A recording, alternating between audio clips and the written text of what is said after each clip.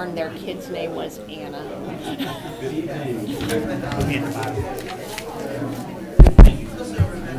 Good evening and welcome to the June 14th, 2021 Board of Education meeting for the Cedar Rapids Community School District. The meeting is now called to order. Do we have a motion to approve the agenda? I move that the agenda of Monday, June 14th, 2021 Board of Education meeting be approved as set forth and that each item is considered ready for discussion and/or action. Is there a second? Second. This is a roll call vote. I think it's important to note that Director Merschbach is joining us by phone this evening, so we'll be asking him for his vote as well. Director Newman. Aye. Director Riesinger. Aye. Director Borcherding. Aye. Director Merschbach. Aye. Vice President Tominski. Aye. Tonight we have a public hearing for the fiscal year 2020-2021 budget amendment. Board Secretary Day, have we received any written correspondence related to the public hearing on tonight's agenda? We have received no written correspondence. Do we have anyone who has requested to address the board this evening regarding our published hearing? We have no one who has asked to address the board this evening regarding the budget amendment. The public hearing is now officially closed, and we will move on to the superintendent's report. We'll turn to Superintendent Bush for her report. Thank you very much, Vice President Tominski. Welcome, everyone. Welcome back, everyone, to our in-person board meeting, first opportunity that we've had in over a year. So we are very glad to see you here this evening. So we have ended the school year, believe it or not, and we are already into summer session. So lots to celebrate and lots to inform our community about. So first and foremost, just congratulations again to the class of 2021 who had heavy lifts, maybe certainly emulated by the class of 2020 who had heavy lifts, but the class of 2021 had a lot to get through together. And so board members were able to attend events, as our community members were able to attend events, but what people may not know is beyond the arena, the powerhouse arena, we have graduation ceremonies. We had 7 graduation ceremonies. So we celebrated, yes, Kennedy, Jefferson, and Washington at the Powerhouse, Metro at the Doubletree. Our transition center celebrated their graduation. You can see them in their gray robes. Our virtual academy had their first virtual graduation ceremony, as well as our homeschool program. So we had 7 graduation ceremonies. And again, no matter what the path, no matter where our students celebrated, congratulations to the class of 2021. Thank you, families. Thank you, parents, guardians, teachers, coaches, counselors, administrators, support staff, paraprofessionals, nutrition teams, bus drivers, everyone to help our kids to get to that finish line. Incredible effort. So congratulations. Next, we have shifted to summer work. Shout out to our nutrition team, as well as all of our volunteers who help support this and our school sites. We are, again this summer, having our grab-and-go meal pickups. The locations are at Grant Elementary, Grant Wood, JSA, that's Johnson STEAM Academy, Pierce Elementary, Roosevelt, also known as RCCBA, Truman Elementary, and Viola Gibson. And so just as a reminder, those grab-and-go meals are eligible to any child 18 years old or younger, and you do not have to qualify for any specific qualification. They're just here for you, and it can be extended to members who may be even not in our district. If you have any questions, please reach out to our nutrition team or our district for more questions. But thank you again for providing that. We have Director Hook here tonight, so thanks for to your team and everything that you do for our kids. Summer learning. So that too is underway. Kids on Course University started today. Staff members for KCU started preparing last week. And we will have middle school and high school opportunities as well. But perhaps if you haven't signed up as a family for one of those in-person opportunities, we have a learning site that is supporting learning from home. And so this is went out in our newsletter. It's also on our website. This slide deck we can make available to our community as well, but please help yourself to resources to all levels of students in our system, just to keep the learning going over the summer. So we would ask that our families use this resource, and if there's something additional you're looking for, don't hesitate to reach out to our district, and we'll do our very best to support your child's learning over the summer. So, Wednesday, this coming Wednesday is the day, Coolidge's last day. So the demolition work begins for our beloved Coolidge. Served our kids, so many thousands of children and families for a long period of time in our district. Hats off to the Coolidge team, buildings and grounds team. A huge shout out to our support staff, especially from buildings and grounds, who've managed so much through these construction projects. And the future forward work, building a new elementary while restoring 34 other locations because of the derecho this year. Incredible. But Coolidge closes this week, so that demolition work will start while West Willow opens. So if you want your last pictures of the building, I would say now would be the time to go over to the west side and get those pictures. But yep, this is the team emptying out the rest of the building as of last week, and you wouldn't have guessed that 10 days ago children were in the building because it is cleaned out. So thanks to the Coolidge team and our district staff and our community, the Coolidge community, for supporting that work. And again, summer underway. That's the last time we were able to have in-person KCU was a couple summers ago, as we couldn't have it last summer. So this was from 2019. But these are the things underway. KCU starts today. Our middle school and high school summer learning will also start this month. Staff professional development, we had all of our new staff members, certified staff members, go through our instructional model training last week, which is the new art and science of teaching, because they couldn't do it in August because of the derecho. Buildings and grounds construction, our custodial crews are doing deep cleaning and a lot of management. Ball games are already underway.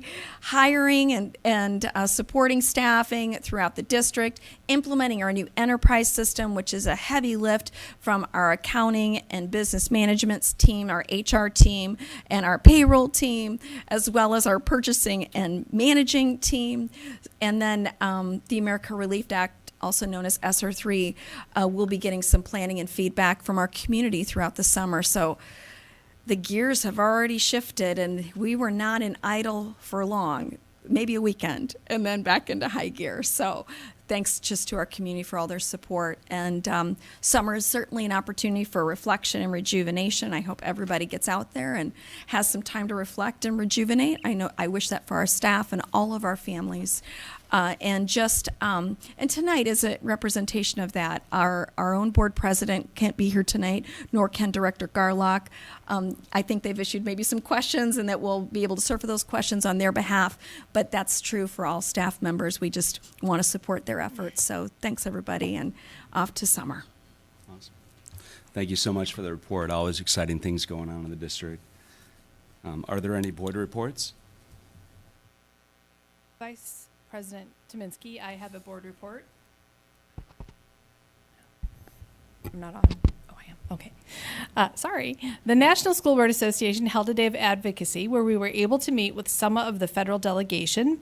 Those attending were able to share legislative requests with Congresspeople around the issues of fully funding the Individuals with Disabilities in Education Act, teacher shortages, school infrastructure, including broadband. We met with Representatives Feenstra and Axney, Representative Miller-Meeks education staffer, Senators Grassley and Ernst. Representative Hinson's office had a last-minute conflict and had to cancel. However, her office expressed interest in rescheduling for sometime this week. Hopefully, that is a possibility. I would like to extend a personal thank you to all of the CRCSD staff who were able to provide me with quick and precise data to help me share our district's story around those issues. Please contact me for slide presentations, talking notes, and bill numbers if interested. Separately, the Iowa Association of School Boards legislative priorities are due August 11th. Board members, there is a link in the agenda. Please review the 32 resolutions that are included in there. As individual board members, please select and rank your top 4 issues and submit them back to me. You're also allowed to modify a resolution or create your own, whatever it is. What needs to be submitted back to me cannot be more than 4 issues. At the June 12th board meeting, we will discuss and finalize the recommendation of our top 4 priorities based on a majority. I will submit our top 4 priorities to the Iowa Association of School Boards. IASB will combine our identified priorities with those of the other 356 Iowa districts to reach an overall majority. These will become the focus of our lobbyists for the next legislative session. Please contact me with any questions. Thank you. Are there any other board reports? Okay. Moving on to communications, delegations, and petitions. Board Secretary Day, do we have any speakers registered to address the board this evening? Yes, sir, we do. Before we hear from those who have requested to address the board, I'd like to remind you that to please state your name and address for the record when called. You will be given up to 5 minutes for your remarks. Board Secretary Day will serve as your timer and inform you when your time is up. Additionally, in order to abide by the open meetings law, I'd like to remind our speakers that there will be no dialogue between board members and the public during this time, except to clarify the nature of questions or comments from the individuals speaking. Laurel, will you call our first speaker? Our first speaker this evening is Kevin Wymore. Kevin, if you would please step to the podium. He plans to address the topic of the SRO program this evening. I will let you know when you are with 1 minute within the 5 minutes.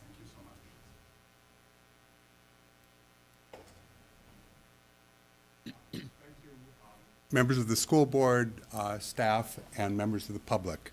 I'll keep my remarks brief. I strongly oppose removal or reduction of school-based police in Cedar Rapids schools.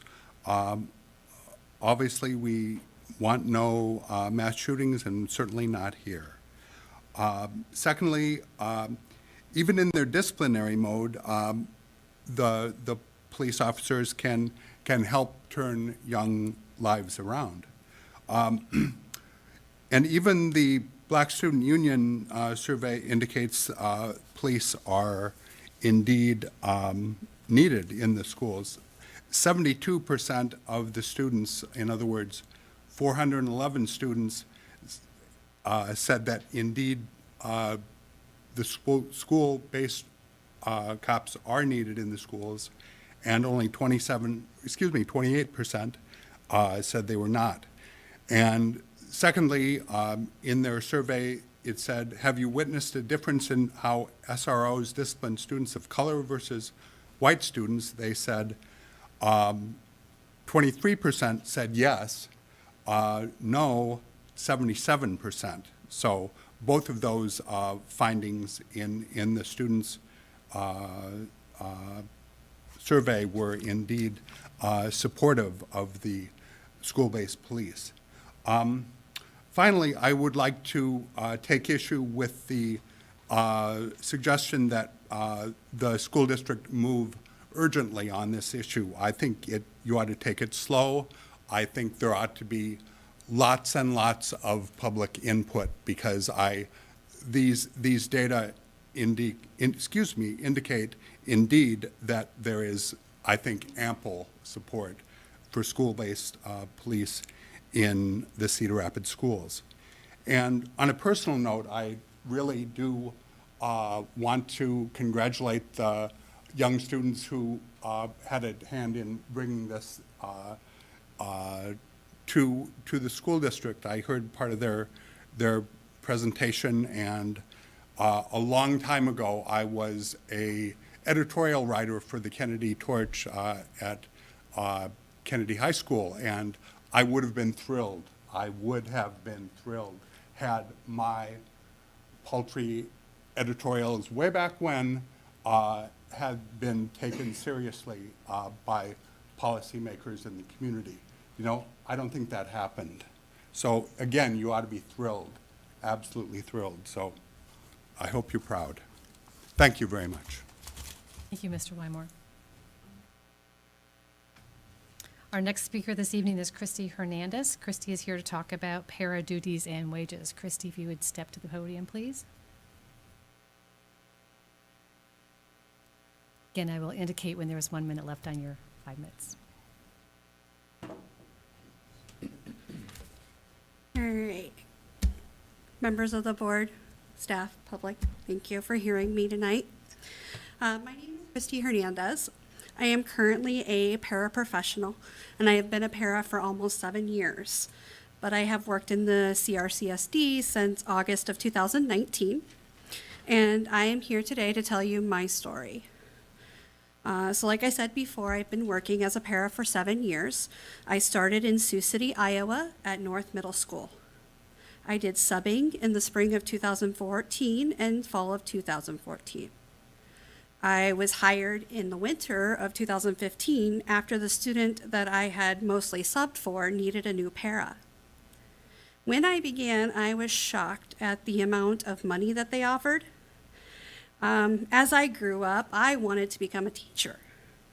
I was president of our Future Teachers Club of America and inquired in many different schools. One of the things that knocked me off of that path was the amount that teachers make. We all know. I then went to college to become an administrative assistant, and my ultimate goal was to eventually become a secretary in a school because I thought they made a lot more money. And I have no doubt that if our economy was different, the money would be there. I am 39 years old and I am a single mom. My kid is now grown and out of the house. I am currently living paycheck to paycheck. I also have a second job. In the months of April and May, I had 5 different incomes. I went to school from 7:30 to 3. Then I would go to my second job as a respite provider from 3:30 to usually 6. And then I would come home and work as a Sensi rep and a direct sales rep. I feel as though I'm better off than most paraprofessionals because I don't have kids at home. I do feel that all paraprofessionals do this job solely for their students. Paraprofessionals come into this job knowing almost nothing because there is literally no training, and we learn as we go. Paraprofessionals stay because we know that students would be literally lost without us. This problem isn't whether we deserve the money, and I truly believe you guys understand that. The problem is, where do we get the money? I don't know all the answers. I don't even know all the problems. But I do know that unless our education support personnel start making enough money to survive and live, it's going to become a much larger problem. We will do our part and keep informing our Congress and people and public that there is a need. We will continue to negotiate with our representatives to keep us supported, and I am willing to lobby. I am willing to negotiate benefits. What I can't do is keep justifying my struggle. Many people have suggested that I leave, and I just can't do that. It breaks my heart to think about the consequences of leaving the students. I'll leave you with this. Since 2014, more than 26 states and 44 localities, including Berkeley, California, and Birmingham, Alabama, have raised their minimum wage requirements in response to a widespread grassroots labor movement. No state so far has explicitly set aside extra money to compensate school districts for new, costly minimum wage requirements, a far less politically savvy move. For example, raising teacher salaries. This was a problem in 2014. Let's not let this be a problem in 2021. It is time to start finding the solution. Thank you. Thank you, Ms. Hernandez. Our next speaker is Ann Hagee, and Ann is here to speak about para duties and wages as well.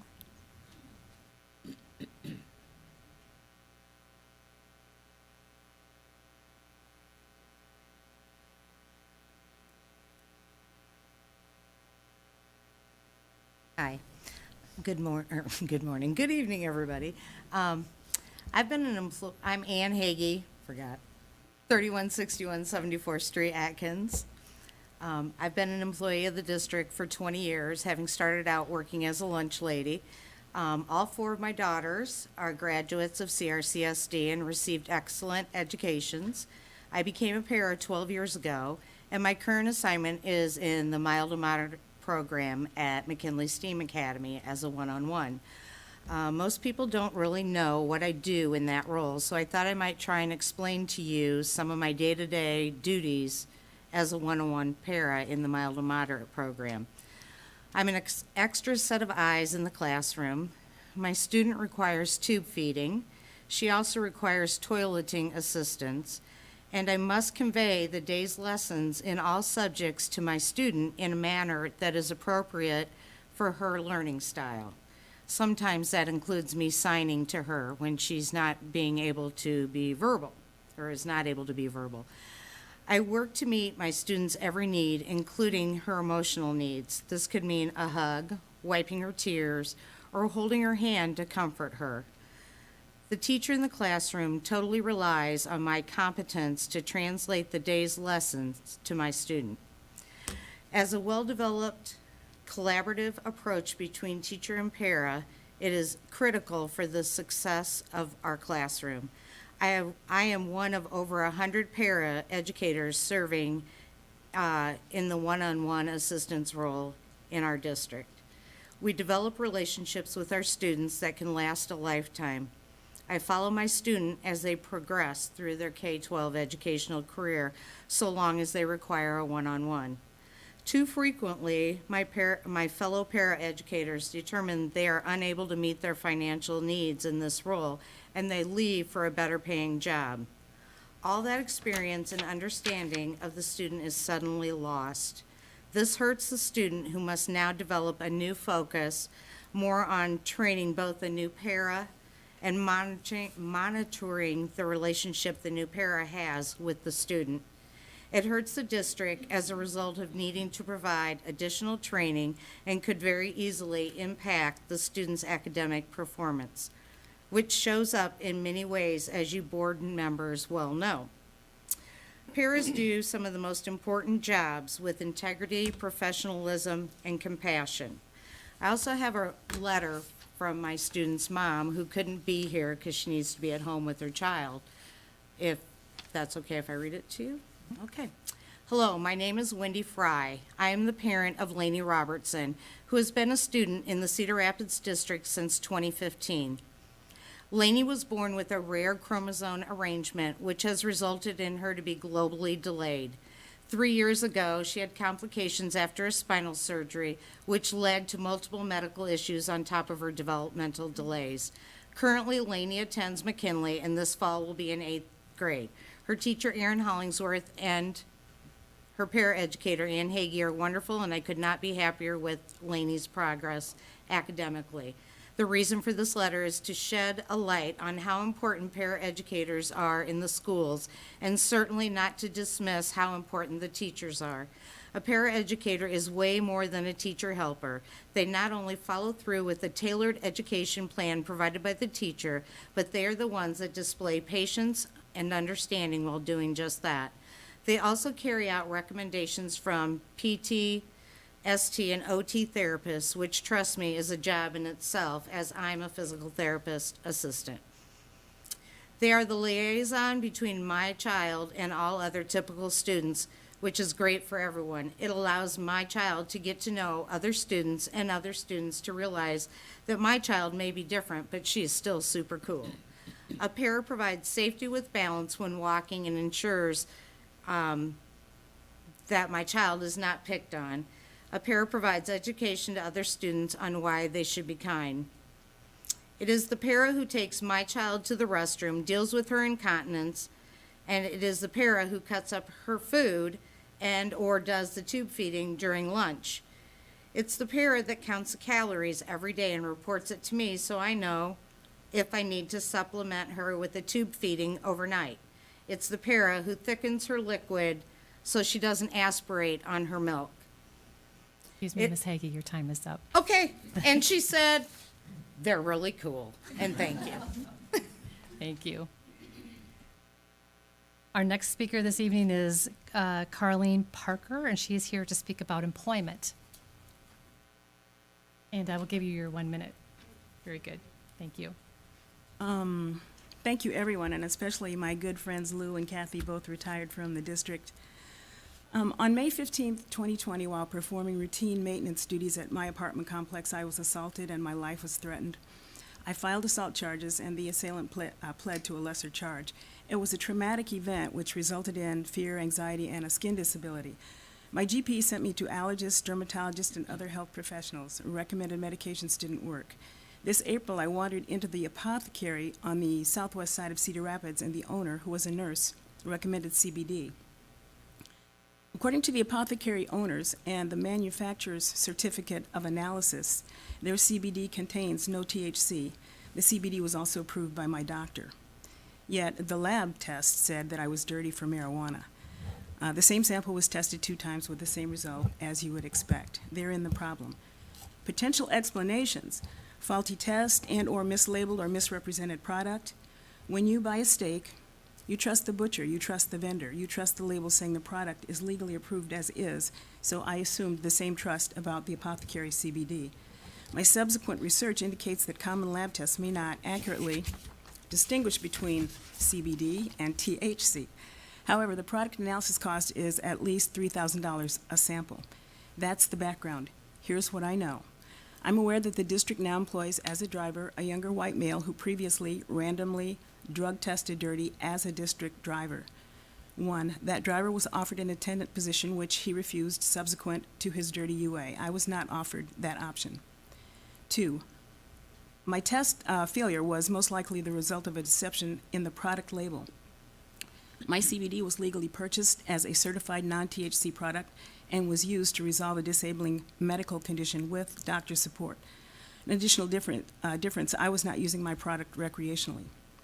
I voluntarily researched and completed the SAP, Substance Abuse Professional Program, to date at about a cost of about $1,000. And as a result of her initial evaluation, the substance abuse professional, Diane Kepros, recognized that I am at no or low risk of substance misuse, and accordingly offered me the most expedient of options, a 12-hour online course. According to the district handbook, having completed the SAP requirements by May 29, I was available for reinstatement. At that time, the district, I forgot my T, the district desperately needed drivers and was even recalling retired drivers. Diane Kepros informed the district of my successful program completion on or about 5/29, and that I am responsible for successfully completing random UAs when ordered by my employer. I'm a 13-year driver who never tested dirty on any previous random drug test. I was never a no-call, no-show. I have a strong driving record and no other disciplinary incidents. I've safely driven well over 100,000 miles for the district. Please support my reinstatement. Why? As stated in the handbook, employees in this situation are subject to disciplinary action, but termination is not a mandate. My request is that I be reinstated. I no longer take CBD. The situation would not recur, and so the safety-sensitive concern posited as the reason for termination is resolved. Any other reason is pretext or came about without consideration of the facts that I only now have had the chance to share. Final note, the Transportation Department is bound by federal guidelines. There's nothing in those guidelines preventing my reinstatement, so let me explain just real quickly. I voluntarily told my other employee, Windstar Motor Coaches, about the failed drug test, and their response was, we are aware of the Federal Motor Carrier Safety Administration guidelines. We understand that you have completed the SAP program.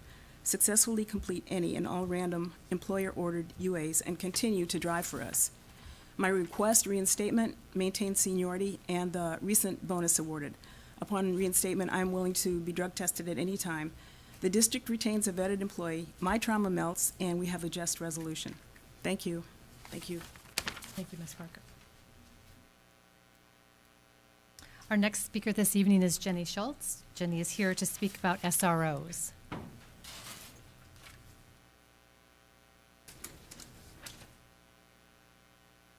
Good evening. Thank you to the school board for your service and all of you employees as well and everything you do for the students. So when the Black Student Union expressed an interest in the SRO issue, it led us at Kids First to do research on the topic. And so we looked at every article and piece of research and data that we could lay our hands on.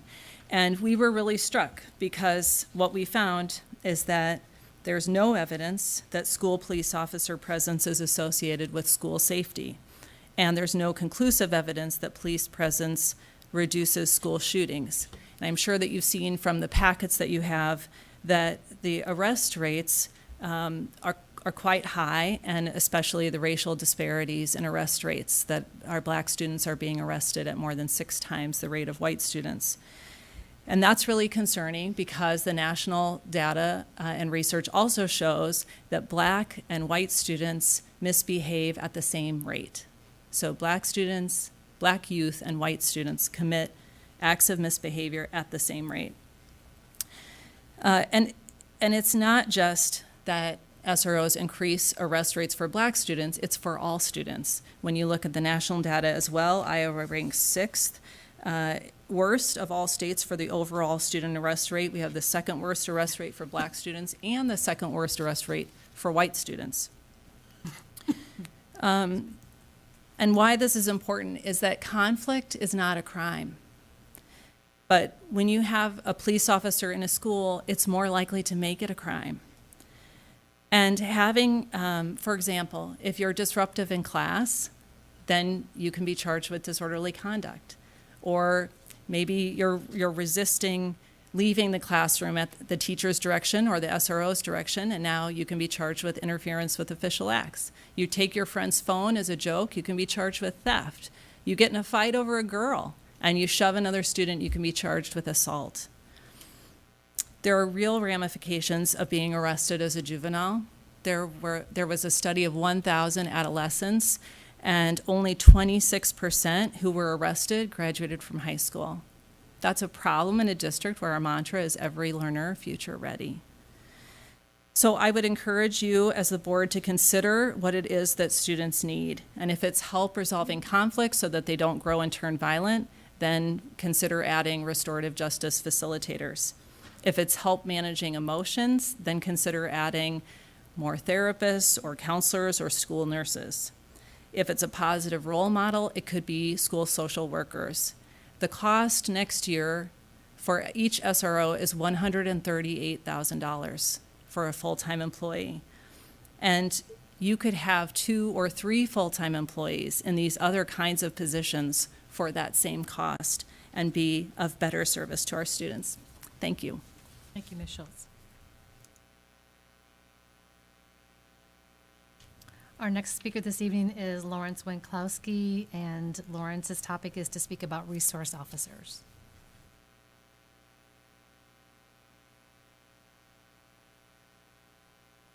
Good evening, Lawrence Winklowski, 4230 Former Railroad. Jane Elliott, an internationally known teacher, lecturer, and diversity trainer, stated, "Black is not a race, white is not a race. There is only one race. It's the human race, and we are all members of it." She further talks about everyone has the same ability to learn, and that. And then she goes on at another speech that nobody's born a bigot. You have to learn bigotry. Bigotry is a learned response. Racism is a learned response, and anything you can learn, you can unlearn.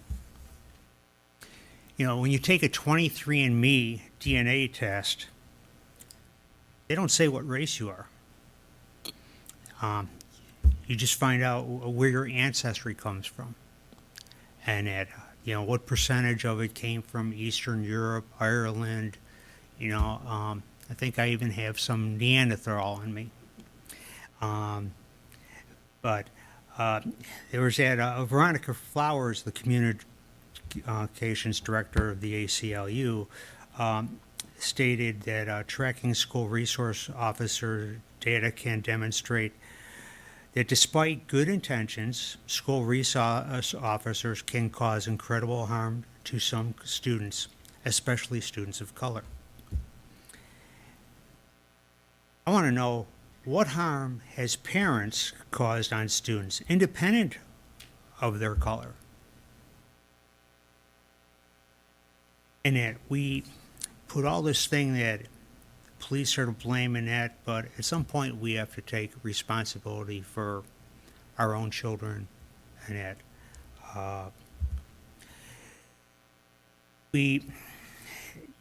She does make a comment that, police can be helpful, but police are not your friends. And I agree with that. The police officer should not be the friends of the students. But in some cases, they do become that way. She also says it's a failed experiment.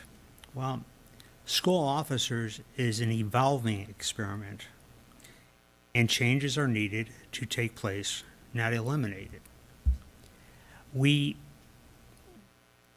There's obviously some problems with the program. There's problems with policing, but everything we say, it's all quote-unquote race-related, but is it solving some problems with policing actually benefit everybody when you address issues? It doesn't just benefit black people.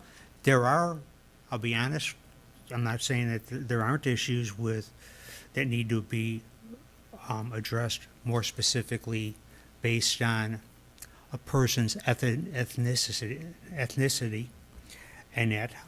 But, we keep looking at these statistics from a 10,000-foot level or maybe a 100,000-foot level. But what is the real data? In our school district, where did the children start in our district? Did they start in kindergarten? Or did they come here from another community in 7th or 8th grade? I actually was on jury duty once and ran into this young black man. And it so happened he went to the same high school I did. And we were talking, and he moved here because Chicago, of all the violence. And that. Nice guy. Wish I could run into him again. But, I think we need to quit looking at this as a black and white issue and start realizing that the biggest problem with this is applying the tag of race to everything, and then is the media. The ABC, CBS, NBC's, Fox, CNN, Facebook, and all the printed press. They're the ones who are encouraging this hate and stirring the pot and throwing gas on the fire. And we got to quit listening to these people and just turn them off or do something and actually talk to each other instead of wanting to talk on television and that. So anyway, thank you. Winkowski. Our next speaker is Kelly McMahon, and Kelly is here to talk about Parapay.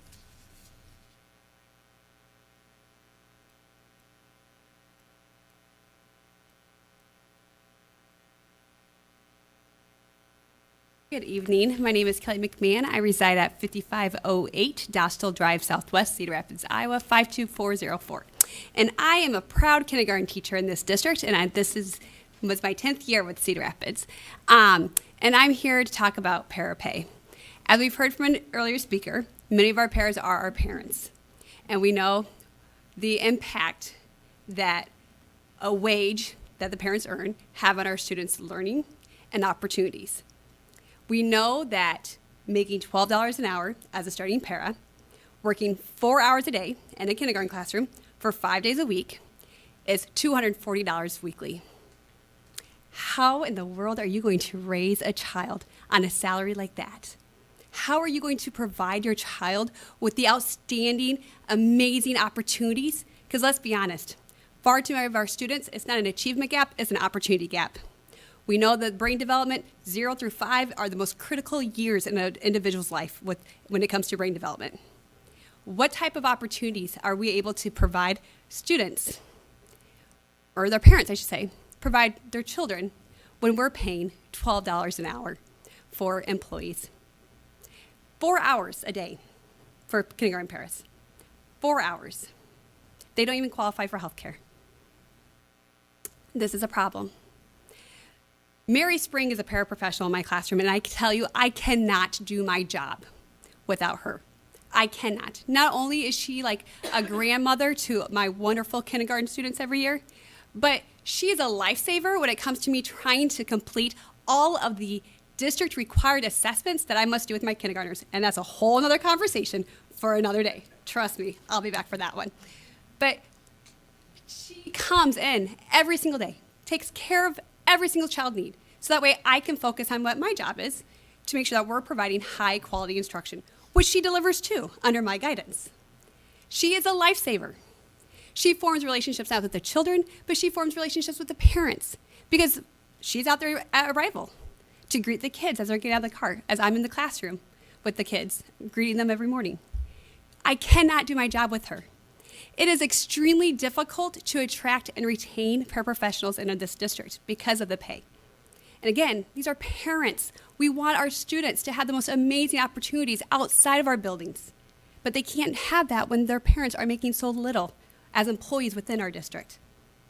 We have to, which I know the political spectrum, I know the powers that be, they don't want to fund our schools like they need to, but we have to find solutions in the meantime. If other districts can do it, we can too. We have to work together to make it happen. But 4 hours a day, our kindergarten teachers are so heavily reliant on our paraprofessionals, and it's extremely difficult to hire any, especially once the school year starts, when they're only going to be paid to work 4 hours a day at 12 hours for a total of $240 a week. Sorry, I didn't write notes, but anyway, so thank you for trying to find solutions thus far, but let's work together to find some solutions so that way we can do what's best for our students and our community and increase our parapay because, again, opportunity gap starts at birth. Really starts prenatal, but really we need to address that gap before they come to my kindergarten classroom. So thank you. Thank you, Ms. McMahon. Our next speaker is Bernard Clayton. He's here to talk about police. My name is Bernard Clayton. I reside at 1604 6th Avenue Southeast in the beautiful city of Cedar Rapids. I was at Van Buren School several years ago picking up my girlfriend's daughter. And every black little boy that left out that school, the guidance counselor had something negative to say about their behavior. Literally, everyone that went out the door. And I said to myself, what the dash exclamation mark is going on? Don't other kids act up in school? And see, the problem is black people, particularly our kids, are viewed as being a problem from Jump Street. They view from being a problem. So some kind of way, those you in charge are going to have to resolve that. You know, if the kids are a problem, probably you don't need to be teaching them. You know, that negativity comes up, and there's no accident. You know, and I'm guessing McKinley School and Roosevelt School, I'm going to guess, I don't have this information, but I would guess that they have the largest black student populations in middle schools in Cedar Rapids, and y'all can correct me if I'm wrong. That's why the SOR officers are there. You know, usually anywhere where we go, there's always more police because of the fear. And I've known people who worked as security for Cedar Rapids School District. So it was one security officer told me, this is a school employee, said a teacher literally wanted him to stay in her classroom the whole time because she had a student there. Now, at some point in time, the school district is going to have to say either the principals and the teachers are going to have to be in control of their students, and if necessary, the SORs are backup. And by the way, the program should be canceled anyway because nobody knows why y'all started anyway, and I'm basing my information on the Gazette article. Now, if that article is inaccurate, please refute it in writing. That's what I'm using for the basis of what I'm talking about. Please refute. Just don't say they lying on you. Please refute it. So There's no accident. And by the way, I'm looking at the Group Violence Initiative, part of which y'all part of the SET Task Force.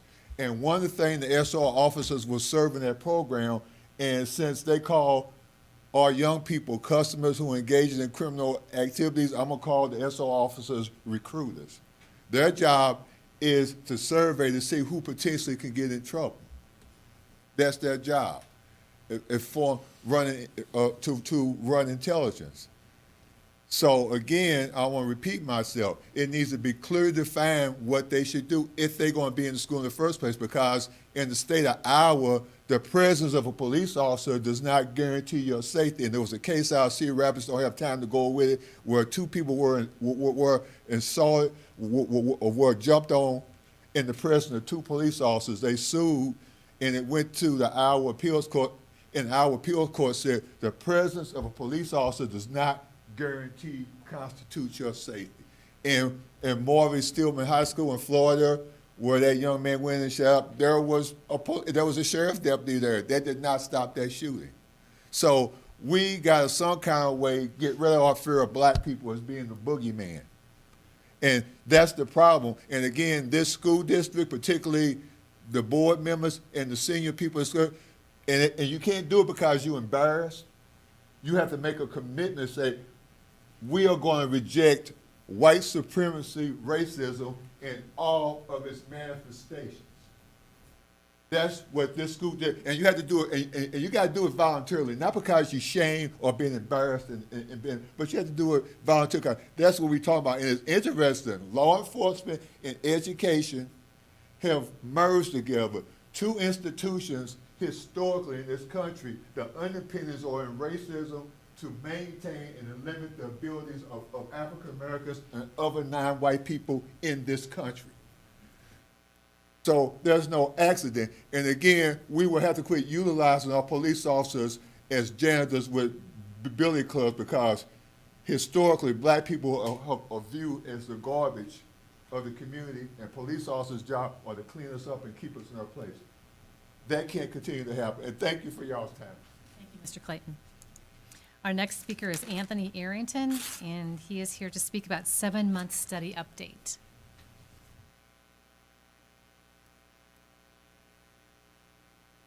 Oh, Anthony Arrington, 1311 34th Street Southeast.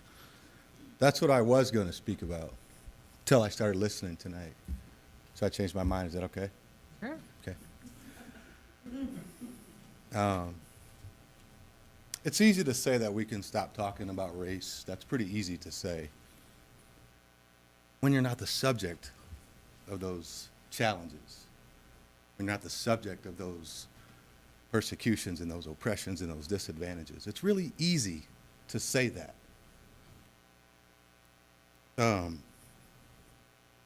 Someone said, I like your idea of a willingness to listen with an open mind and to learn. I agree with that. I think that's right.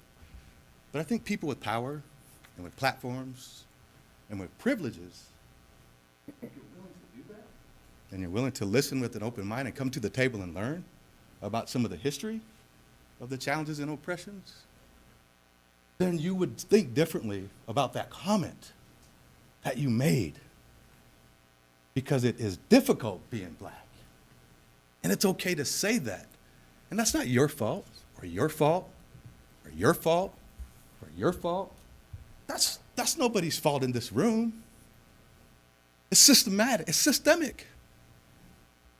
And when we know something's systemic, if we were working in a factory, an avionics plant, an aerospace plant, we would get to root cause, right? Companies and organizations spend millions of dollars looking for root cause. What's the root cause? So yeah, it's easy to say, we got to get those parents together. It's easy to say, there's a little bit of police problems and there's a little bit of problems, but really we just need to talk. We can't talk if we're not willing to listen. And we can't talk if we don't treat this human problem like we treat widgets. And when we treat widgets, we spend millions of dollars going for root cause. Companies spend dollars because their products can kill people, can destroy people, the computer's bad. What's wrong with the computer? Let's look inside the computer. It's the computer chip. What's wrong with the computer chip? Well, it must have been that soldering. Who did the soldering? Let's find out what the soldering is. Oh, that's the problem. So it wasn't the end user, the chip. So my point here is, we can talk all day about what parents can do and what we can do to each other, but there's a root cause. People don't start fires for no reason. Kids don't act up in school for no reason. Are you asking the underlying question of why they're acting up? And let me tell you a story that a PhD scholar told once, and I can't remember his name, but I'll tell you his story. He went around the country, and he was in your space, an educator, a statistician, went around the country everywhere studying schools and studying problems with underserved kids. And everywhere he went, he would hear from a teacher, particularly a white teacher. Anthony's falling asleep in class. Anthony's acting up in class. It must be Anthony's neighborhood. It must be where he came from. It must be something. It must be him. We got to fix Anthony. And what this scholar began to study as he talked to these children is it wasn't because Anthony was falling asleep in class because he was cutting up, because he's from the hood, because he's partying all night. No, Anthony's sleeping in class because his mother has a drug dealer in the house. And if he goes to sleep, some shit might happen in that house. So he stays awake all night to protect his mama. Or that girl that's falling asleep in class is upset and staying up all night because she don't want to get touched by that drug dealer. So it's not always the problem of the kid. We have to dig deeper. We have to spend our resources to dig deeper. Putting people in jail, having SROs in the damn schools is not going to solve your human problem. This is a problem of humans. And people in police departments don't address humans. We need professionals to do that. That money can be spent elsewhere. I'm not an expert at this, and I'm not saying that all of you are experts at this, but we all know there's a base problem. And until we address the root, it's going to keep growing. So I'm asking you, take the money, take the resources, take the processes. I'm not an expert at this, but it doesn't take rocket science, and there's some smart people in this room. Take the money and allocate it the way it's supposed to be, digging at the roots. Because when you dig at the roots, you will kill the weed. Thank you. Mr. Arrington. Our last speaker this evening is Amy Foster. Amy is here to talk about paraeducator wages.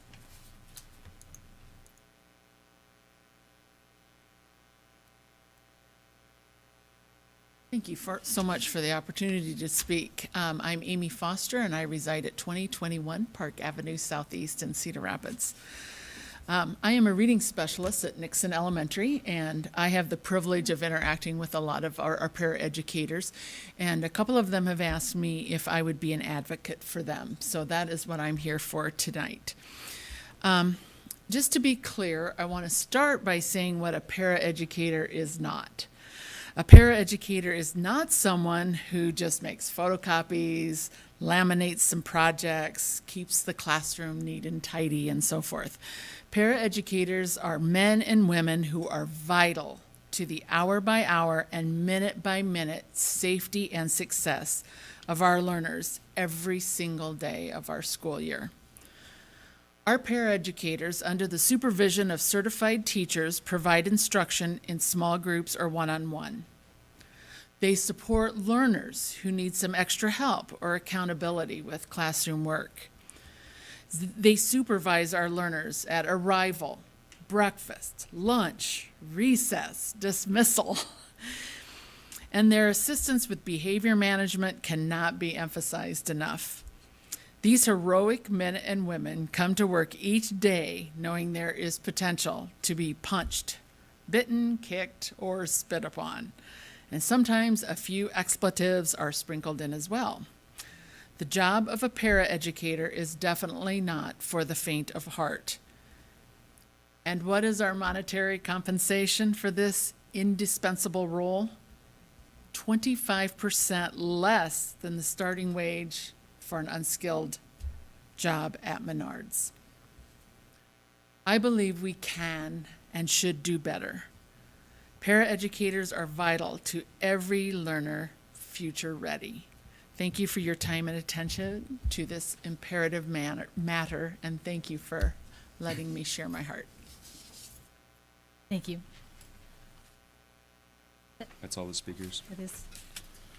There are a lot of strong, passionate voices in this community, and I appreciate you sharing yours with us tonight. We will now move on to our consent agenda. Are there any items that a board member would like to pull for a comment, question, or separate vote?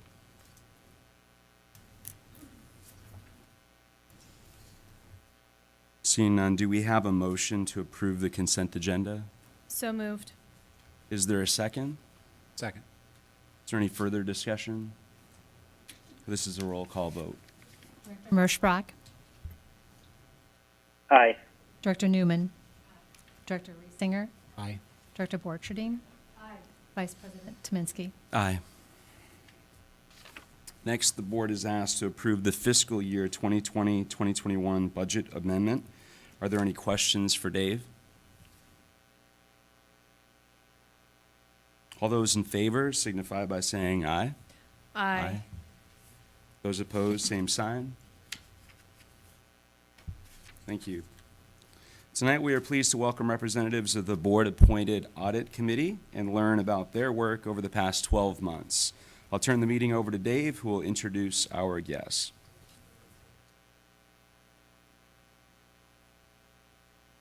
Thank you, Vice President Tominski. Tonight, we actually are pleased to do a quick overview of our Audit Committee, and we have two representatives from the Audit Committee here tonight, and that's Maureen Ovitt and Scott Ahrensdorf. Maureen is the committee chairperson, and Scott is the chairperson pro tem. So I'm going to turn it over to them, and I will actually operate the slideshow as they speak. Thank you, Dave. And speaking of thank you, I'd like to thank Dave and Sarah and Sherry and especially the IT staff that got us through this year. I'm sure you know their value, and you too have had to adjust, as has the committee. And the interesting thing about, as we start, is the committee is guided by our charter. So many of the steps we take during the year is again, we look to the charter and that does it. But this year, as you well know, things have had to change, or we've had to change. And I'm proud of the committee that we've been able to do that, too. Some of the things that we do on a regular basis is we review the district independent audit committee activities, including the student activity fund agreed upon procedures. We review the district's internal financial controls with the independent auditors with the idea to assess the adequacy of those controls.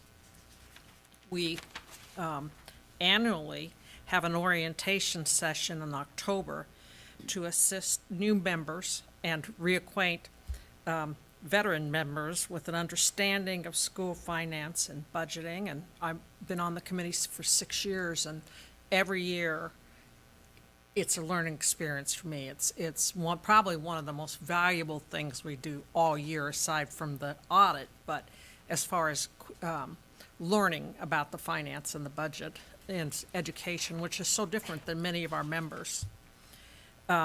Semi-annually, we review with the CRCSD, the attorney, to discuss the district's legal issue, including those shared with the independent auditor, and that happens twice a year now. We review the property, casualty, and work comp insurance coverage with the district's commercial insurance representatives. We review the high-level risk and mitigation associated with that important area now of information technology through reports from district staff and the AEA Grant Wood staff also. And then at the end of the year, we have we complete the committee self-evaluation that all committee members are encouraged to complete, and that helps us evaluate how we've done through the year and what we might think of pursuing in the future. And I'm going to come back to that later, but right now I'm going to turn it over to Scott, who's been great this year, who will talk about how we changed a little bit to get us through the year. Thank you, Maureen. Yeah, so I'm just going to go through a few of the things that we had to change this year, as I'm sure you guys had to change as well.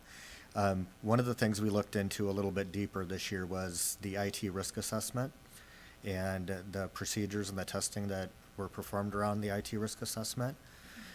We did update the orientation meeting that Maureen mentioned a minute ago, really looking more at budget information, the information that's already provided to the community on the district website.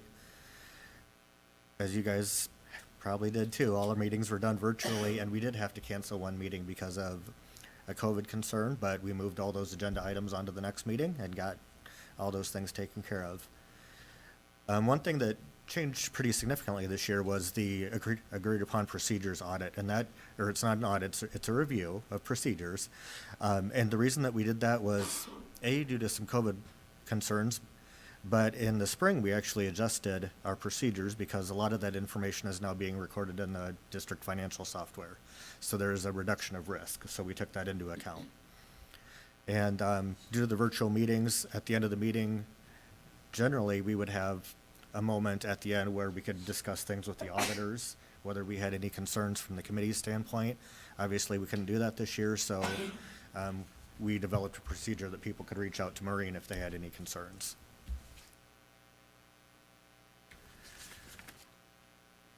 And as Dave mentioned, Maureen is our committee chairperson. I'm pro tem, and we're going to continue that for next year, so you'll have to look at us again next year.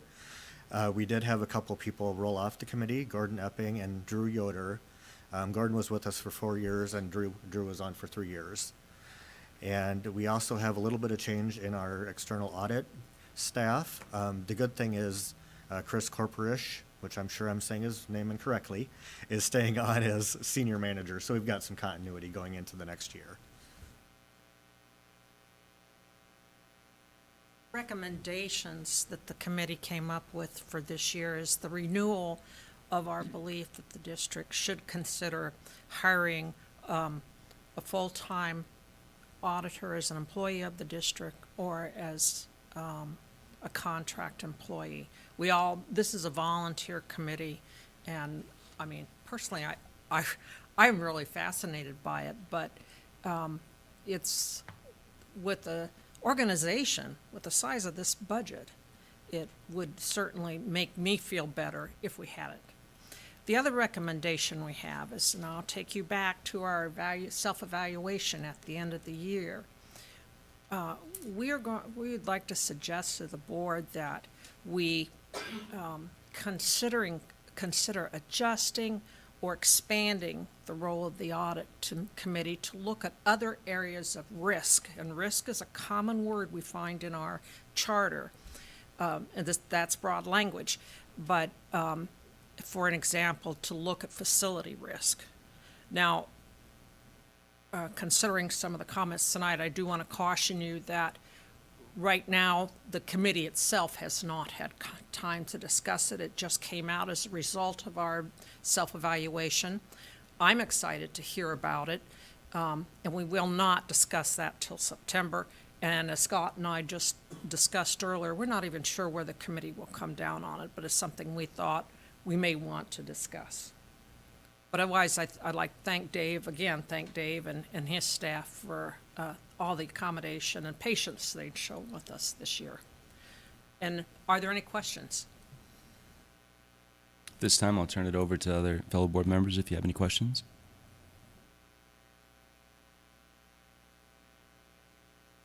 I'd just like to thank you, having sat on that committee as a liaison between the board and the audit committee. I know the work that you do is intense and number strong, so many numbers, and you just do a beautiful job with that. And I just want to thank you for that service, because I know that you all are volunteers working together to support and strengthen our district. So thank you. Well, on behalf of the committee, I thank you for those kind words. I'm proud of the committee myself when I see the talent we have, too. More out of curiosity, I mean, what's the estimate? I mean, if the recommendation is a hiring of a full-time internal auditor, what's a salary on a position like that? Well, I can't answer that directly, Dave may have an idea, or Scott, who comes from the Sorry to private put sector. anybody on the spot.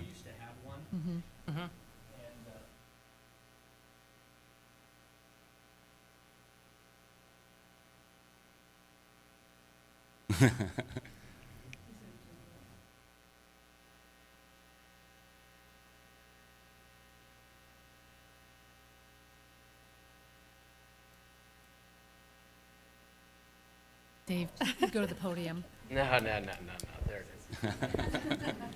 All right. I don't recall what the pay was. We used to have one. I don't know how many years ago now that's been, Laurel. That's before my time. Yeah. Yeah. We can provide that information Yeah. later. So, yeah. And I just don't know what the, what the range of salary was back then, but, so I'm sure it's going to be, close to what we would pay somebody overseeing,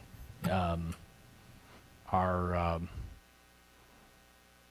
security area, that would probably be very comparable. So, range. Fair.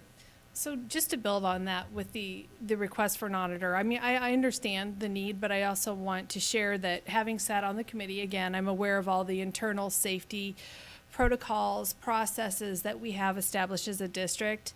I know it's a lot of work, and it's a lot of work for people that are in our accounting department and our handling of such matters, but I do feel very secure with the way in which our finances are managed and tracked, and think that I am very proud of the work you've done there, so thank you for that internal control.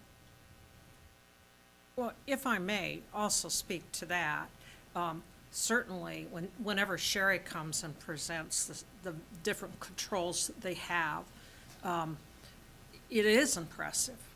But I guess I came from background in white-collar crime.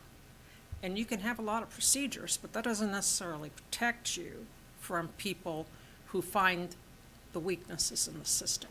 And I think that, personally, not speaking for the committee, that concerns me. And I'd also point out, and I brought to the committee during this year, that two of the interesting reports that have come out of the state auditor's office were involving school districts and the loss, not of money, but well, I suppose it could translate to money. Everything translates to money, but to loss of time and use of facilities. And one of them even had a procedure that would have prevented that from happening. And I can't even guarantee you having an auditor would prevent it from happening. I think that personally, we feel that it would be good judgment. And it's not just this year, it's been other years we've had too. But we can only make the recommendations. Right. Are there any additional questions? Just want to thank Maureen, Scott, Dave for your leadership, and please send our gratitude to the entire committee for the work. I will, thank you. Next is a presentation regarding our school resource officer data. Deputy Superintendent Quaker, I'll turn the meeting over to you to proceed with the presentation and introduce our guests.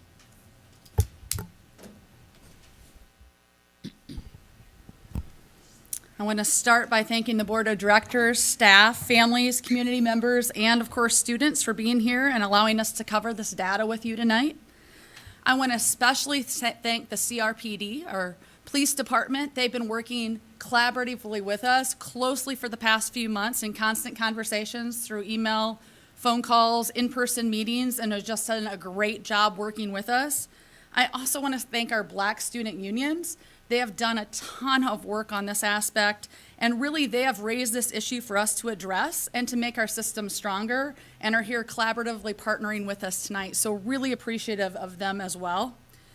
Thirdly, I want to thank the Department of Human Rights, and just let everyone know here we have Kayla Powell, Jill Paget, and Steve Michael on the phone tonight. And we have them on the phone for the reason that they provided the data for us. So if there's any questions by the Board of Directors in the end, they are on the phone with us. So thank you to them as well. So I want to cover that there's two pieces of data that we're going to be covering with you tonight. And that first piece of data is the data from the Department of Human Rights, from the Criminal and Juvenile Justice Planning Division. So that's the one aspect I will be covering. The second aspect is the student survey that was given to all students in buildings with SROs just recently, and that data was collected, and the students will be covering that information with you. Our purpose tonight of our presentation is to share current data around the use of SROs in our system. The whole purpose tonight, just to give everybody that information and that data and get people processing what it currently looks like. So we have also acknowledged, good at flipping at the same time, that we will have an updated plan before the start of the 21-22 school year, but this does not mean that we are fully removing SROs, but it does mean we'll be operating differently. And we don't have those details identified yet. We're working through those currently. We are listening, we're learning, we're collecting and analyzing data, and we will make those decisions in the future. So some of those facts about our current SRO program and our officers is we have 7 SROs in our system. We have them at the 4 comprehensive high schools. We have them at Polk, and we also have them at the middle schools of McKinley and Roosevelt. SROs are trained as law enforcement, but they also have 40 hours of specialized training from NASRO. And if you haven't heard of NASRO, it's the National Association of School Resource Officers. So they get a week of intense training. If you look at NASRO, they have this triad concept of school-based policing, dividing SRO responsibilities really into 3 areas: teacher, informal counselor, and also law enforcement officer. So CRPD also, I think this is important, recently began a diversion program. So instead of arrests, students can go through the diversion program. We've of course been in a global pandemic, not had a whole lot of students in school. But again, the goal of our system currently is not to arrest students, but instead provide that teaching and learning like we would in any other topic areas within the school system. So a little bit of history. This was talked a little bit earlier about history. There was no large culminating event back in 2010, but we had a principal with a desire that had been in buildings previously that had SROs and thought it was beneficial. We also had the Cedar Rapids Police Department and some of the individuals that said, hey, let's give this a go. This is happening in a lot of locations. So in January of 2010, the SRO was piloted at Jefferson High School, and that was piloted from January until June. Just read a recent article that was back from 2010, and they were in those buildings 3 days a week at that time. In January of 2011, we added Washington and Kennedy. So the pilot was going well, apparently, replicated it in the other high schools. 2015, you can see it was added at Polk. 2016, we added it at McKinley and Roosevelt. And then 2018, an SRO was added at Metro High School.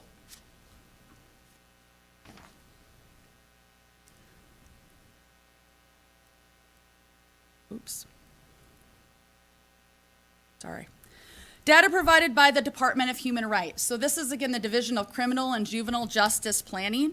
So a couple pieces that you need to know to be able to understand the data is a complaint is an official claim by law enforcement that initiates actions in juvenile court processing. All complaints are referred to Juvenile Court Services, which provides juvenile intake and probation services. So it's not a complaint about an SRO officer, it's a student complaint. It's an intake into the system. I kept getting it confused with an arrest record. It's not necessarily an arrest either. So the data provided is incident-based, and one complaint can have multiple allegations. So the data involves complaints filed during the academic school year on school grounds for juveniles. That was another key piece. So it's for juveniles on school grounds during the academic year. So before we look at some of this data, I want to stress that our district works collaboratively with the Cedar Rapids Police Department. And this means that we are not passing blame or judgment, but instead owning the data with the CRPD and working with them on improving our system for all of our students. And what I mean by that is if you're an administrator in our system, you collaboratively work and have those conversations with our SRO officers and determine, yes, legally you have a consequence and sometimes there's a school consequence, but those conversations are happening. So we are owning the data alongside of the Cedar Rapids Police Department and knowing we need to make some improvements. The disproportionality reflected in the data. So the data we'll be going through tonight is from 2015 through 2020. So African American youth comprised 61.2% of all allegations in CR schools in the 5-year time period. African American youth comprised 69% of complaints for the 1920 school year. Complaints for African American youth increased 50% compared to white youth, which decreased by 6.1% between 2015-16 and the 2019-20 school years. Complaints in CR schools increased 22.9% over that 5-year period. So these are just data and facts. And these come from our SROs who submit these claims to the Cedar Rapids Police Department, which goes to Lynn County and then eventually gets to the Department of Human Rights. If you look at this slide, I think the percent of the population is what you should look at first. So if you look, black students versus our white students, so this isn't all populations, this is just talking black and white students. Then you look at the percentage of complaints, you can see that there's a pattern.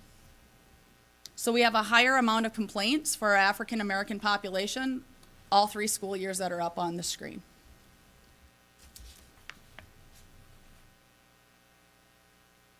Here we're going to talk a little bit about relative risk.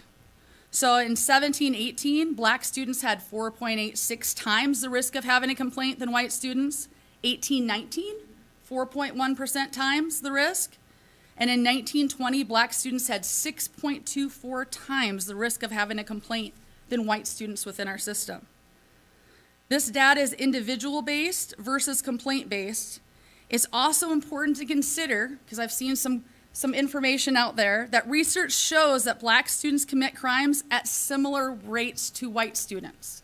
There's not disproportionality in the nation of what that looks like. This next slide of what I was talking about from the past slide is this is a graph. So the top line is our African American youth. The orange line in the middle is our white population, and then the green line is all other races at the bottom. So again, complaints for African American youth increased 50% compared to white youth, which decreased 6.1% between 2015 and 2020, within those 5 years' time. Here, if you look at allegations by charge type, so there's violent, which is green. I don't know if everybody can see that. The yellow is public order, gray is property, and orange is drug.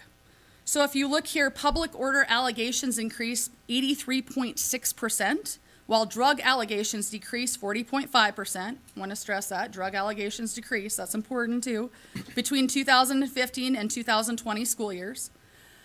But the key piece is your public order and violent allegations comprise 64.8% of all allegations. And this includes interfering with official acts and also being disorderly, and these kind of charges are very subjective. So I want to make sure I point that out as well. Now I'm going to introduce and welcome Chanel Thomas, who has been a counselor at Franklin this past year and will be transferring to one of our equity coach roles this upcoming year. Thank you to Chanel for joining us tonight.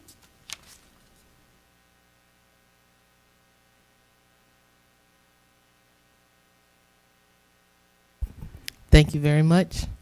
My name is Chanel Thomas, and I'm here to talk about the history of the SRO conversation. So as we learned, the SROs were first introduced back in 2010 with its implementation in 2011. So in 2011, staff questioned why we were having SROs in our building. We wanted to know what the rationale was for inviting law enforcement into our educational system. In 2016, students then began questioning why SROs were in uniform and the reasoning for carrying deadly weapons in the schools. And then they were told that the police were to be in full uniform and it was required. In 2019, BSUs across the district was formalized, and they gave students a space to discuss relevant conversations such as the topic of policing and equitable policies and practices, or policing and practices were of concern. That brings us to 2021. The current school district, CRCSD and CRPD leadership staff both admitted that the SRO program was put in place before any of us started here. Therefore, oversight of the contract has been lacking. Oversight is now in place. It should also be noted that the 2 middle schools that have been added to the SRO program have the highest population of Black students. So although we are here in 2021 having this conversation, I want to make it clear that the conversation has started since the implementation of the SRO program. And now I will introduce Wilsey and John T., who are BSU students at Kennedy High School.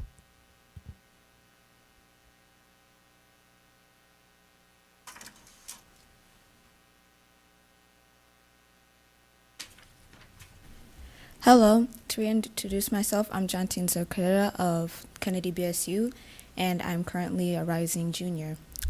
And here we have the racial breakdown of the of the 573 responses to our survey. And of the 573 responses, 19% of them were Black and or African American, 3% were American Indian or Alaskan, 5% Asian or Pacific Islander, and a majority of 72% white, 4% Latino, 4% Hispanic or non-white, and the remaining 6% did not want to share.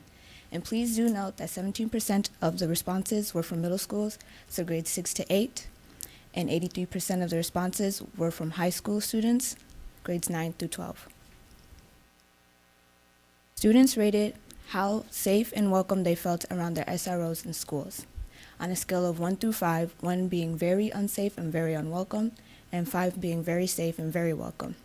And you can see here that 41.9% of the students still did not feel completely safe and welcomed around their SROs within our schools.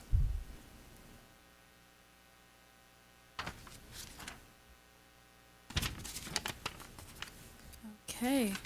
Hello, to reintroduce myself again, I am Wilsey Colley. I am a rising senior at Kennedy High School, and as a follow-up with the demands from Rama and Raphael Sheikh of emplacing restorative justice and removing SROs, we proceed with this data of our survey about SROs. As a whole, 573 total responses with these 3 specific questions of, do you feel SROs are needed in our schools? Have you witnessed a difference in how SROs discipline students of color versus white students? Have you witnessed SROs effectively prevent violence in schools?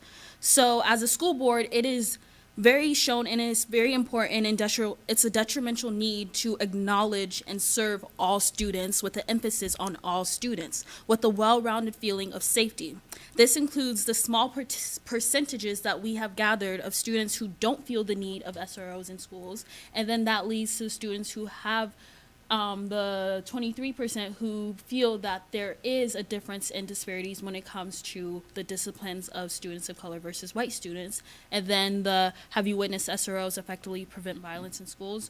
No, and that 60%, those numbers are very important because those students are still our students of this district. And here in this next slide, we had broken down the middle question from the previous slide in race from Black African American students and then white students and then students of color. This comes again with my point about how we should recognize all students within this district, which points out to the 40% of Black students who do feel that who have witnessed a difference in how SROs discipline students of color versus white students, and then to the white students who say 19%, and then the students of color who are 32%. Here I'll give back to my colleague, John Teen. Here are some student stories and lived experiences that we received through our survey, and note that these are raw and uncut and directly quoted from the survey. I got a flat tire one morning, and he was in the main office when I came in, and he was able to talk to me and came and calmed me down. And then he went out and got the object that popped my tire off the road to make sure nobody else ran over it. He was very supportive and got me through some tough situations. I'm very grateful for him. They greet me in a welcoming way. I've never had a negative experience with them. Very nice in halls, interacts with all students in a friendly manner, always asks how students are doing. I feel very safe and comfortable with our SROs. He helped me when a girl was yelling at me and calling me names in the halls. He always asks how I'm doing and always says hi in the halls. I love Officer Tran. He's awesome. And as you can see, if you are confused right now, we had made sure to bring positive stories to make sure to show that we are transparent with all this data and how some students might feel. So here are the negative stories and lived experiences from students who have seen or experienced these events. So the first quote states, somebody had watched a SRO place their hand on their gun while confronting a black student over something really minor. Second quote states, our SRO tried to arrest a student without reading them their rights and lied under the oath in a 2001 court case. You picked an awful officer to protect our students. One dude asked where I was going and asked to see my ID, but right behind me was some white kid and they did not say anything to them. It just feels like a whole interview just to get where I was going. And then, though SROs help to break up violence, there is a clear racial bias within the system they stem from, and I just think we should apply a psychological professional to also help with mental breakdowns, etc., rather than applying force. And the last one states, seems like they do nothing but collect an easy paycheck, taking it easy in a school instead of doing the job they are paid to do. And here is the quote from Raphael Sheikh, who states, it's a lot of pressure on us to take on the district's work for them and try to fix a system they make us survive in and don't give us the necessary resources to cope with the stress they put us through as black students. And I would like to state, even though Rama and Rafa are not here or able to attend this meeting, we want to acknowledge their presence within this conversation, starting up this conversation. They have worked efficiently to get students' voices heard, especially black students, for the ensuring of safety, restating their demands to the board in 2020.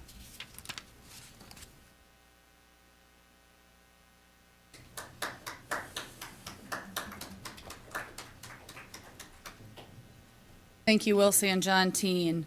So if you look up here, some next steps. So again, this was 2 pieces of data. We have 2 additional pieces.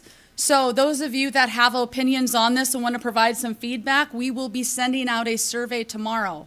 That survey will go to staff members, that will go and be on our website for community members, and it will also be sent out through our messenger system to all parents within the system. We are asking for your feedback and would greatly appreciate it to hear all sides of this situation. In addition, we're going to have listening and feedback sessions next week for all stakeholders. We're going to have one at Roosevelt on Monday night, June 21st from 7 to 8. And we will also have one at McKinley on Tuesday, June 22nd from 7 to 8. There will be childcare provided for any of you interested. And again, those are for everyone. We want all stakeholder voices heard. And our next steps is to act with urgency. So working collaboratively to create a revised plan to ensure our schools are a place where all students can learn and thrive and make sure we're providing systems of support that won't perpetuate more harm.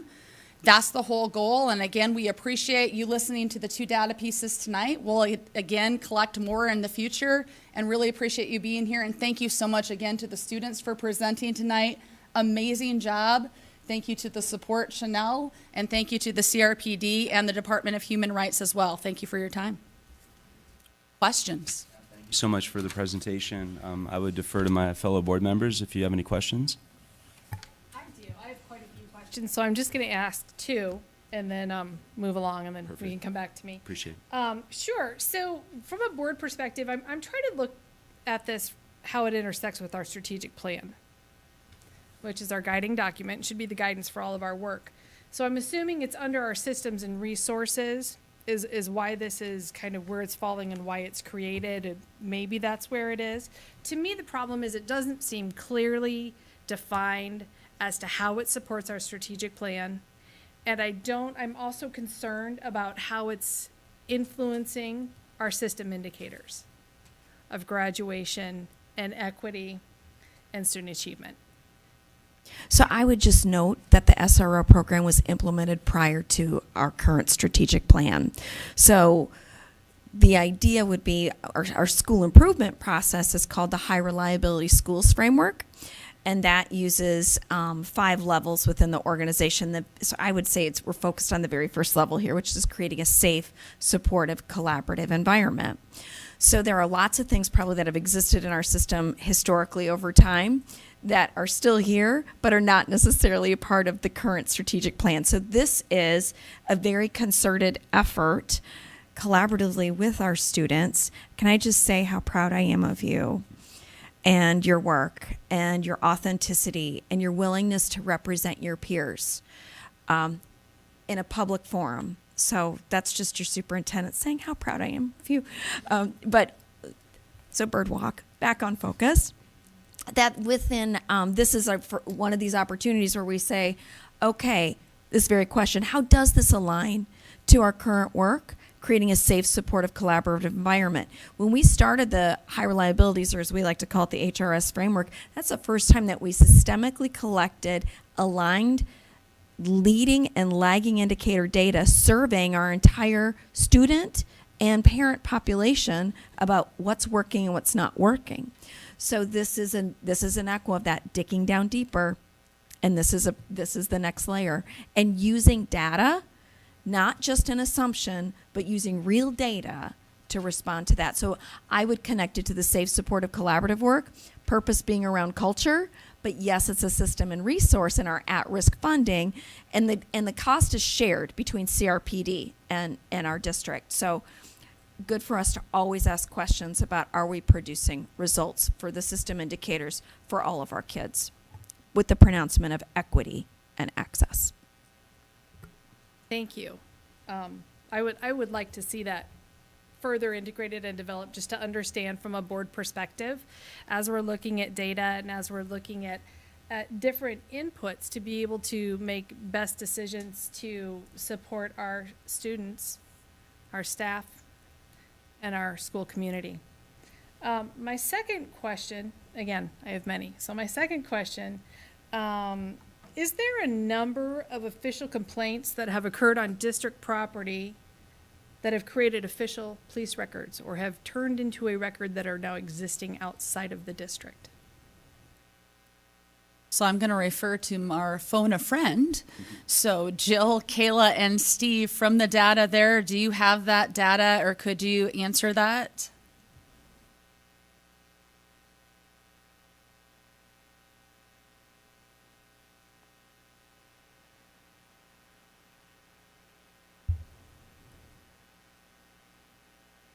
We aren't hearing them, no. Steve, are you able to, I was going to say, Steve, are you able to unmute and answer that? Otherwise, I can.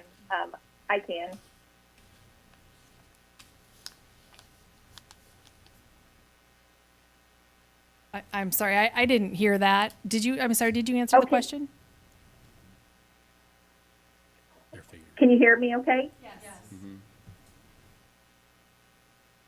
Yes. Can you hear me? Yes, we can hear you. Okay, perfect. I was going to see if Steve was able to come off mute and answer. Otherwise, I would try.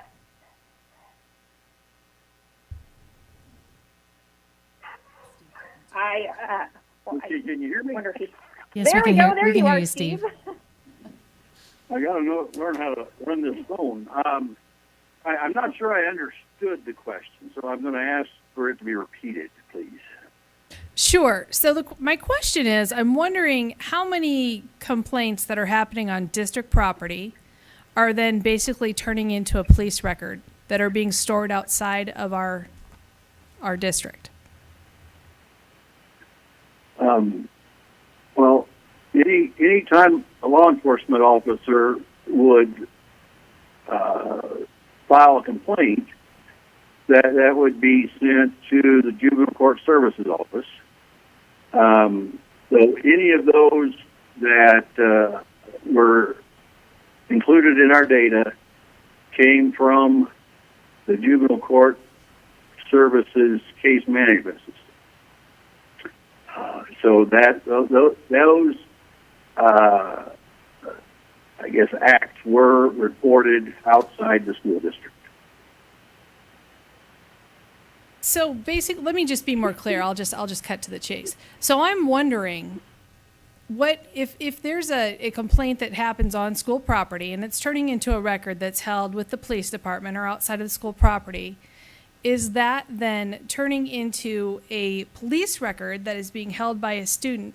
I want to know how it's influencing, again, our system indicators when we're looking at graduation rates and student engagement.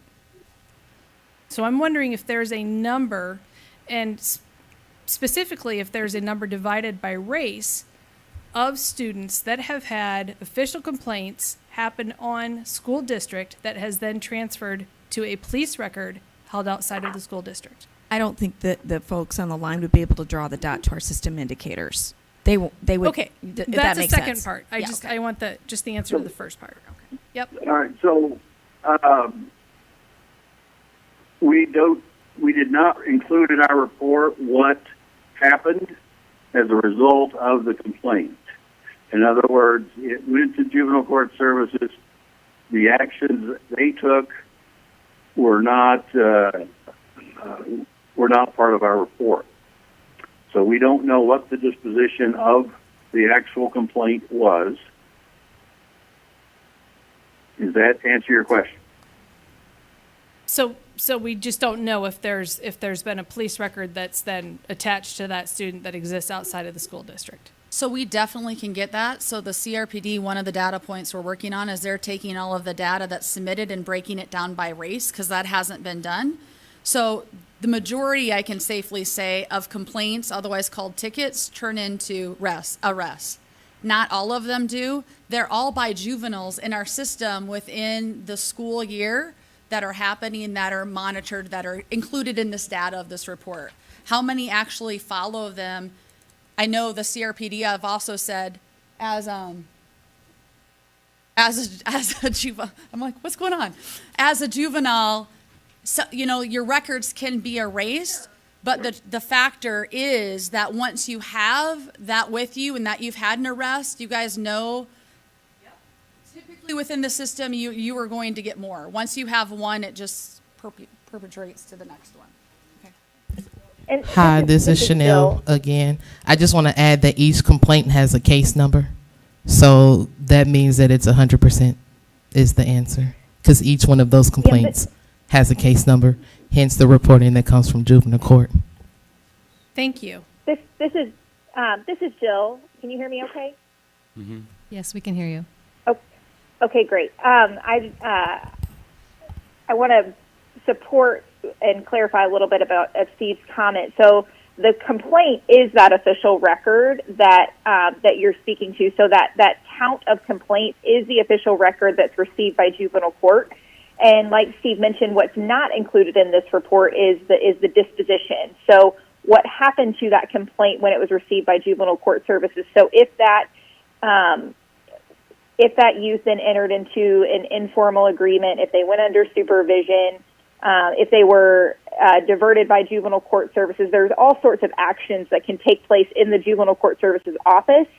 But the official complaint count is that official record that you're looking for.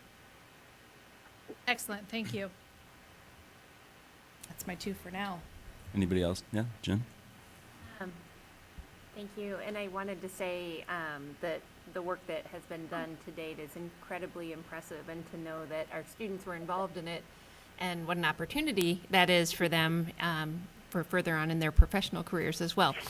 That being said, this is a super delicate balance that we have got to get right. So are we looking at outside resources that will help us ensure that we are asking the right questions, that we are interpreting them correctly, and that we are indeed getting it right? I believe we are. Again, this was the first 2 data pieces, but we have internally a statistician who's been assisting us. We also have been using other groups and organizations who have done this prior work and learning from them and making sure that we're asking the questions and then the correct ways to not sound like we're pushing people to one answer or the other. Again, it's all about the data collection, analyzing the data, and doing what's best for our students in the long run. So I do feel confident at this point we have the right next steps. I'm sure there's going to be many more, but at least we're identifying what those look like with plans to have whatever it looks like differently for the future, be ready for fall when students return. Thank you. Are there any comparative school districts, either in Iowa or the Midwest, that do not have SROs that we can compare our data to? So it's hard to compare, right? Because Cedar Rapids isn't like anywhere else, and Ottumwa isn't like anywhere else, and Des Moines isn't like anywhere else. But Des Moines has recently gone through this process, so we have had some Zoom session conferences with them, just talking through what their data looked like and what their process was, and making sure they collected the right information and provided the right supports within their system. When I'm saying that, that doesn't mean that the end result for Des Moines looks like the end result for Cedar Rapids. Cedar Rapids is different, but there are places that have gone through this. We also have, I've been reading a lot from Boston, that people have been sending information and just studying what that looks like. Again, Boston isn't in Iowa, right? But it still has the different metrics and parameters and what they looked at. Some schools have removed SROs and brought them back. Others have removed and tried something different. I mean, you can find research and articles and data about every situation that you want out there if you do enough digging. So I think it's going to be looking at our data, doing what's best for our students, and making whatever those shifts are to best serve each and every student within our system. There was a heightened awareness, especially 2 years ago, with threats within schools. And so, especially within Florida, then a response within Florida was to increase, to keep students safe within the school environment, but also an increase of awareness of gun violence in general. And so I would draw, a dot connect to our community and the SET task force work and trying to prevent violence together as a community. But there was an increase in SRO programs as a result of that topic, specifically in regards to school violence. So drawing an analysis of now what does that actually mean in results in schools, whereas we had SROs prior to that national heightened awareness. But I would concur with Deputy Superintendent, looking within the state of Iowa, specifically within the Urban Education Network. I think we can definitely find more comparisons beyond Des Moines of what all of our school districts are doing. The metro area here, Linn-Mar has SROs, College Community has SROs as well, so even comparing within our local practices as well.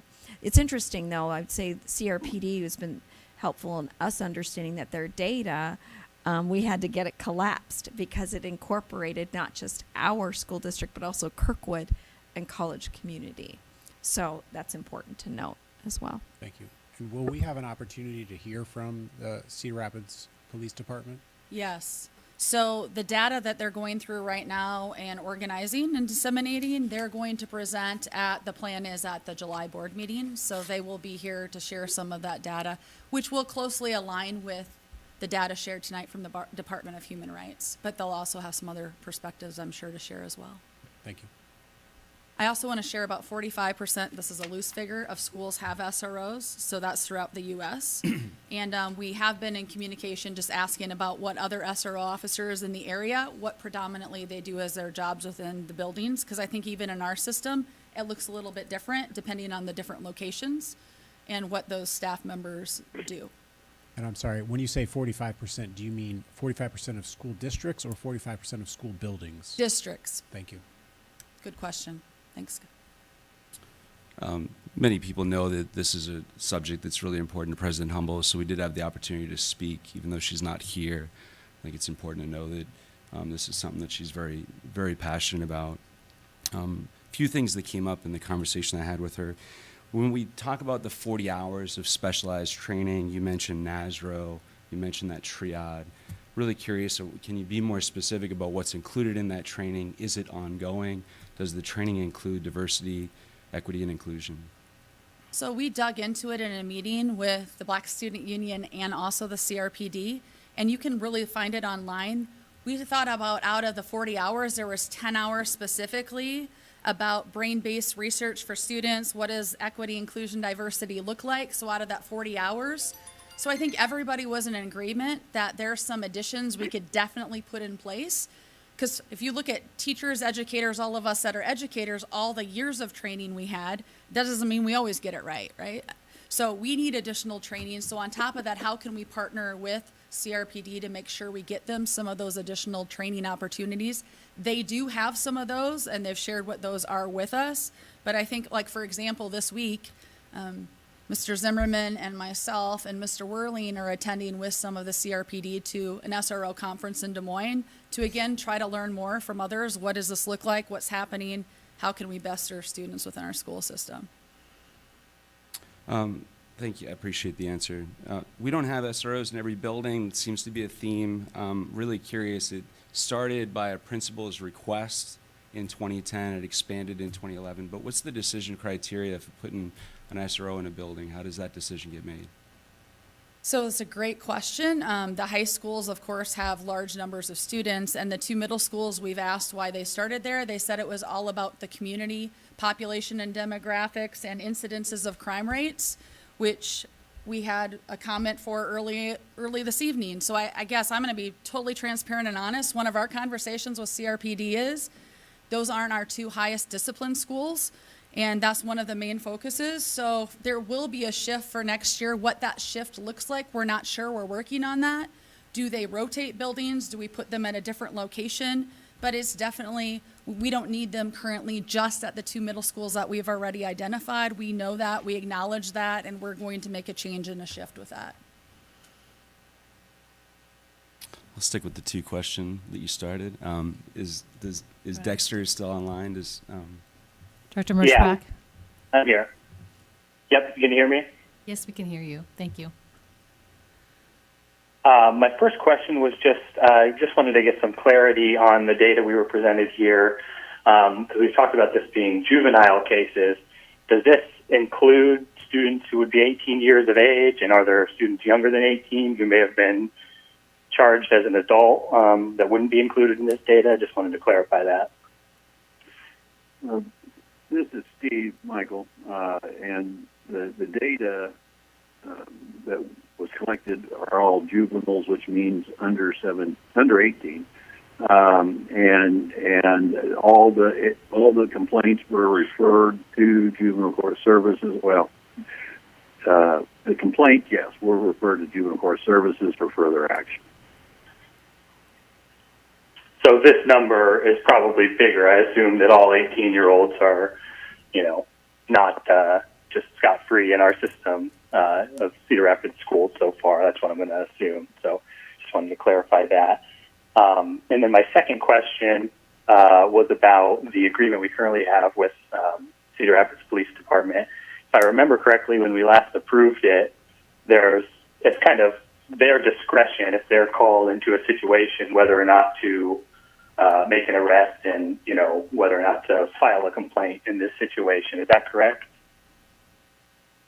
That is correct, but we collaboratively partner with them, and there's conversations typically between administrators, and that's coming from our school administrators and from those SROs and from people that oversee the SROs that happen. But they ultimately make that decision, but in collaboration with us. Okay, so if we wanted to, make a change in how many complaints were coming out of our schools, whatever it happened to be, and whatever process we wanted to be, that would either have to be addressed in our, agreement with them. It's what I'm assuming. We'd have to change that agreement. Is that right? The focus would be on diversions, not on arrests, and that agreement goes through next year, but they're open again to having this look different and collaborating with us, and they also acknowledge that the data needs to shift and change. Okay, but still, at the end of the day, if they have the discretion, if the final say is with them, yes, that's going to continue unless we make that change. That's just all I wanted. So if they're going to have the final say as per our agreement, unless we explicitly change that agreement, is what I'm asking, I guess. Yes, thank you for the clarification. Okay. Absolutely, we don't have the background or the knowledge or the ability to formally charge. Correct. Okay, cool. Great. All right, I'll pass on from my two questions for now. We'll go back to you, Director Borchning, if you had additional questions. I do. I have a few. One of them, I can kind of build on what Director Merschbach was asking. So I see that there's this triad, so teacher, informal counselor, and law enforcement officer. that's being done by NASRO. So my first question, so who's paying for NASRO? Who's paying for that training? Is it the police department or the community school district? Police department. Pays for it. Okay. I have a question. So if we're doing this triad, I'm wondering if the SROs, are they going to professional development meetings and district trainings? Are they familiar with district policy? And are they on the school leadership decision-making teams? They do participate in professional development. So I know that they've participated in our intercultural development inventory work, so the IDI, as we like to call it. They've also participated in school-based professional development, whatever that might be. They are always invited to be participants in that professional development. Sometimes so for example, if it's for teachers on an instructional practice within their classrooms, they may not participate in that specifically, but on our diversity, equity, inclusion work, especially school-based work, they are participants in that. As well as there's some times in which we have competing calendars with the police department, and they may go to a police department training instead of a school district professional development, because they know that's also when they have access to their police officers for professional development. What was the second part of that question, Director Borcherding? I'm sorry. If they're familiar with district policy, and if they're on the decision-making team. Yes. Well, they're not usually on a leadership team. That's usually our school employees who are on our school teams. They might be on, though, what we call student services teams, which is not necessarily the school leadership team. Okay. And then going back to this triad, so they're teacher, informal counselor, and law enforcement officer. I guess I'm just curious to me about the fiscal responsibility of the district paying a police officer to become trained with NASRO and through child interactions to kind of take on that position of counselor when we have people that are licensed and trained for that work existing, both within our district and that we could hire from the community. So they are not certified counselors. It's like learning counseling services or trauma-informed care practices, or how you approach someone, being an active listener. I don't know all the content. I know that they're not certified counselors, but they do have counseling practices. Just like our teachers are not certified school counselors, but they know counseling practices. I guess I would draw that parallel. So we do provide that sort of professional development with all of our staff of how to be active listeners and support of students. So I would say that they would themselves, maybe some of them have certified counseling degrees, I don't know, but that's not the purpose of the program. I think it's the pillars of the content. That's how they organize the content of the professional development. So is the purpose of the program policing or prevention? The purpose of the program, as I understand it, and I haven't been through the NASRO training, are the three pillars. And that's the pedagogy.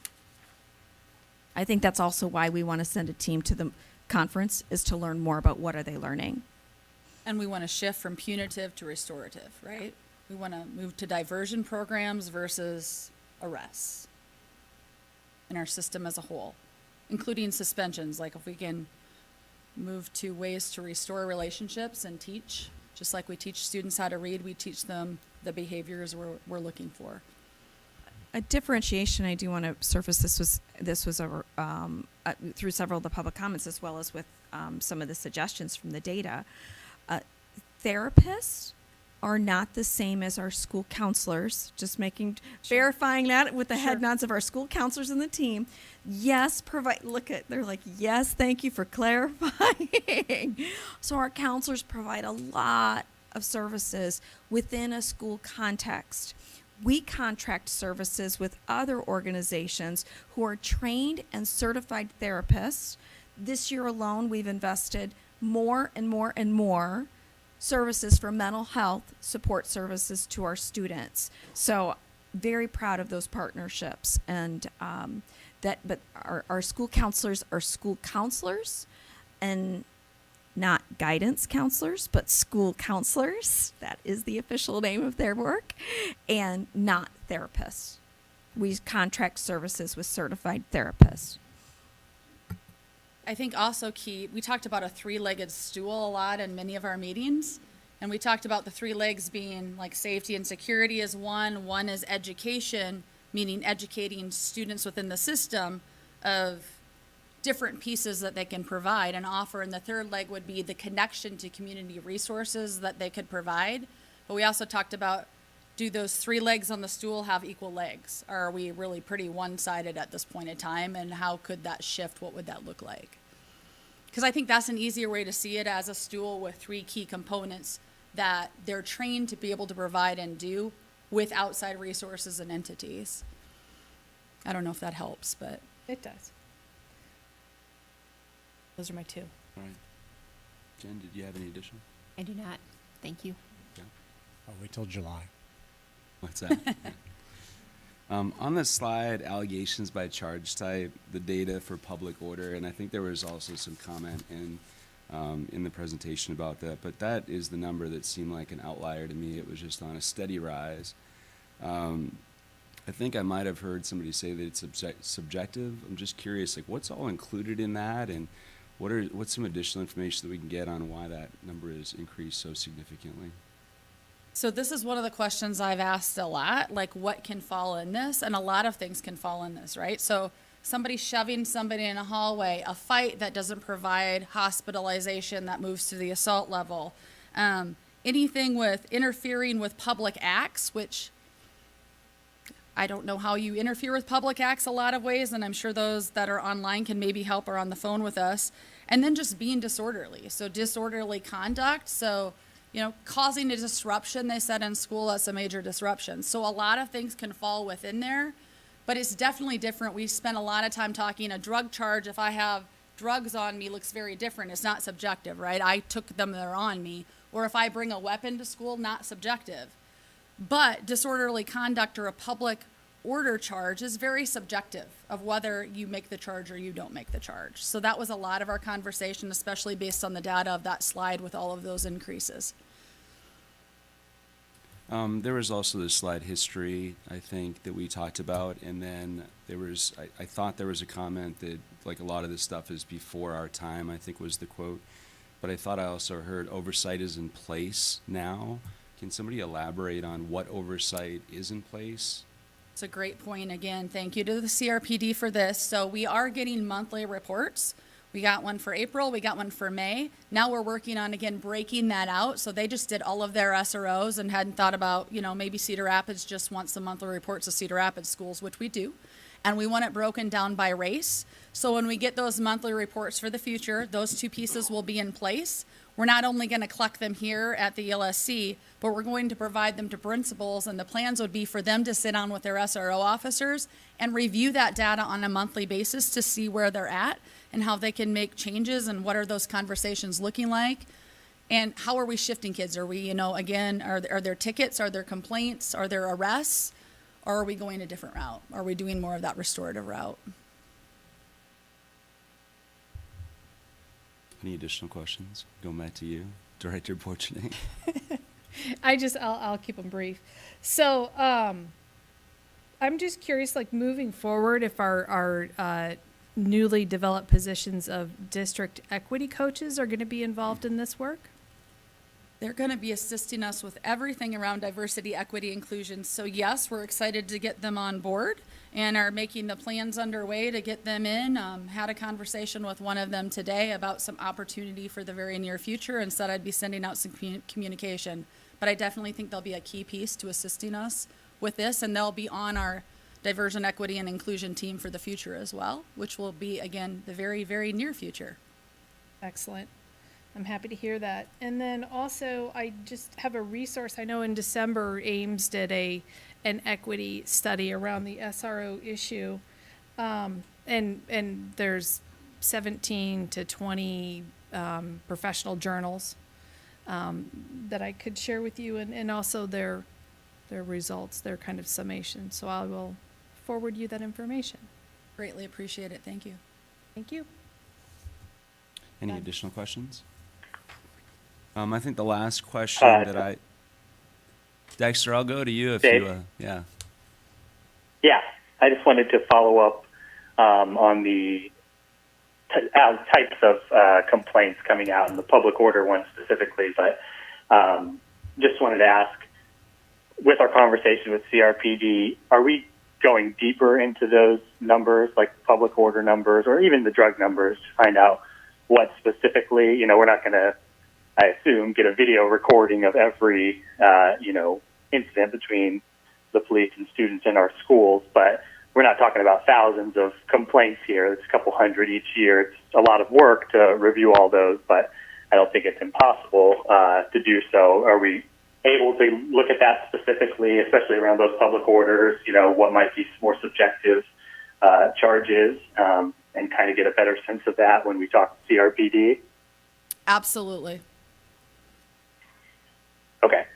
And so I'll hopefully see that in the future, because I was going to, mention the same thing about those. That's what's really increased over the last couple of years. And even in 1920, when for white students the numbers went down, which is what you would assume if a third of the school year is, canceled, it still increased for African American students. And so that last 2-year trend, and I assume that those public order arrests or complaints are really driving that number.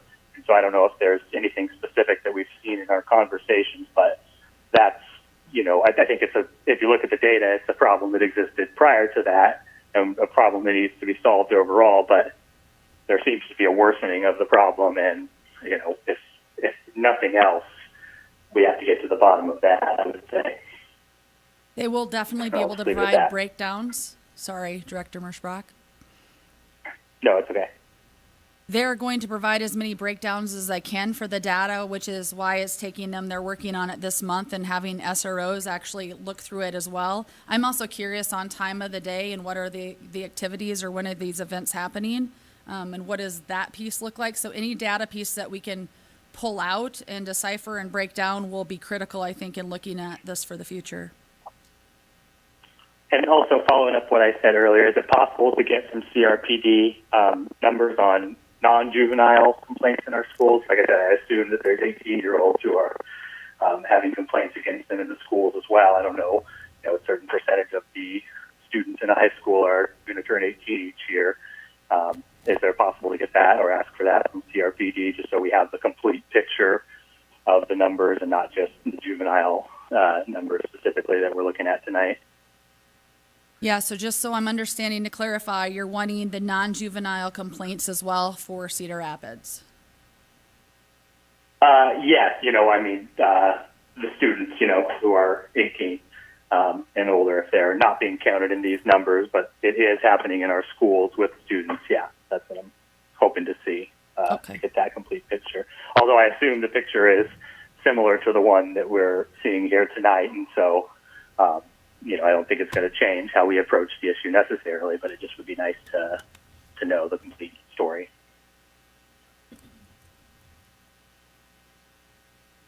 Great. Just one last question. In the conversation that I had with President Humbles, we were curious about the hiring process for SROs, and then also, are there currently any black or brown SROs?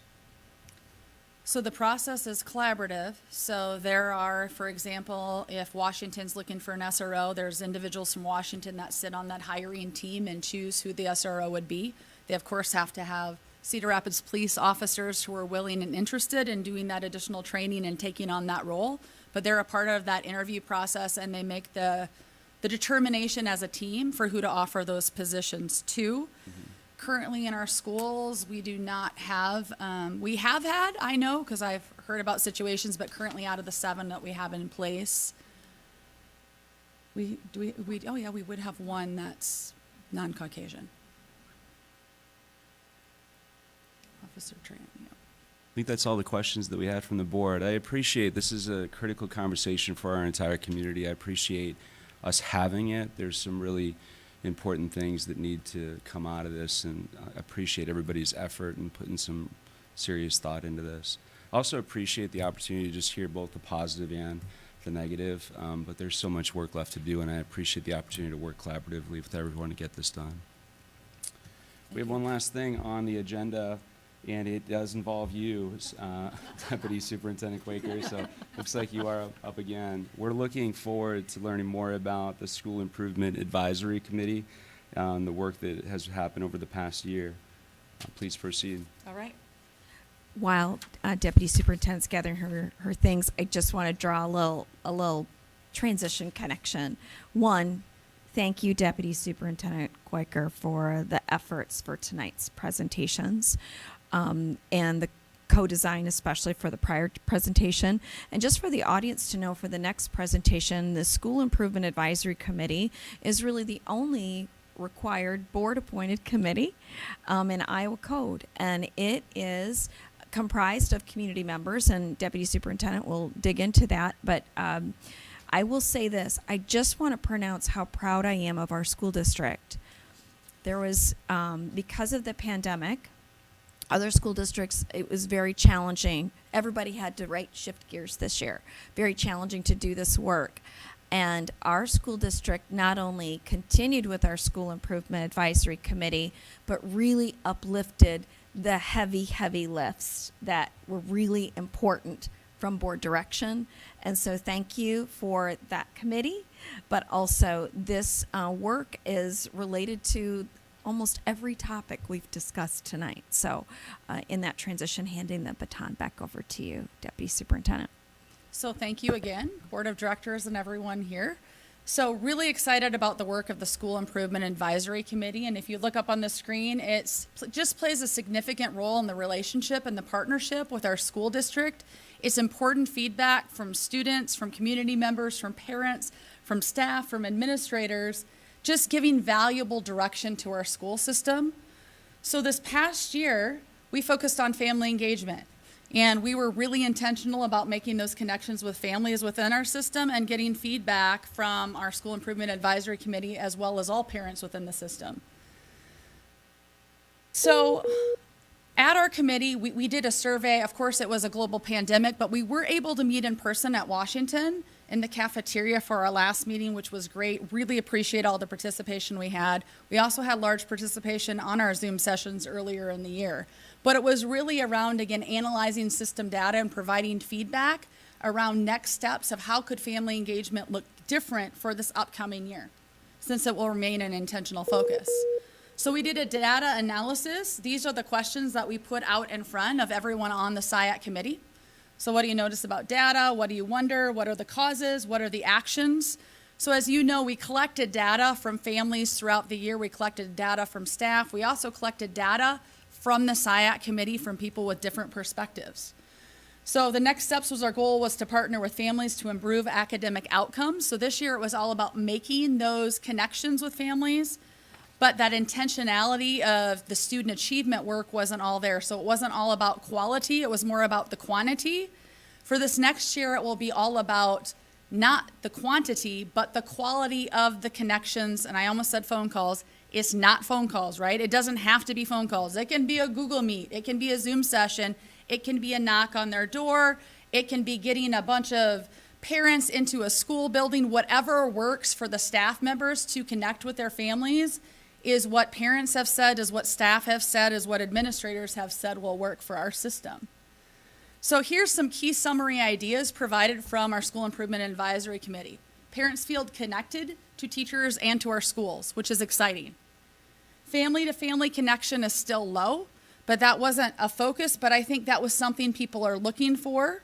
So I think that's really important for us to keep in mind as we plan things for the future. Parents enjoy Google Meets, calls, and face-to-face meetings as preferred communication techniques. There was positive interactions between staff and families, lots of them. Increased opportunities for parent feedback. It was all about creating a culture of that communication. Goal to improve academic outcomes again for students.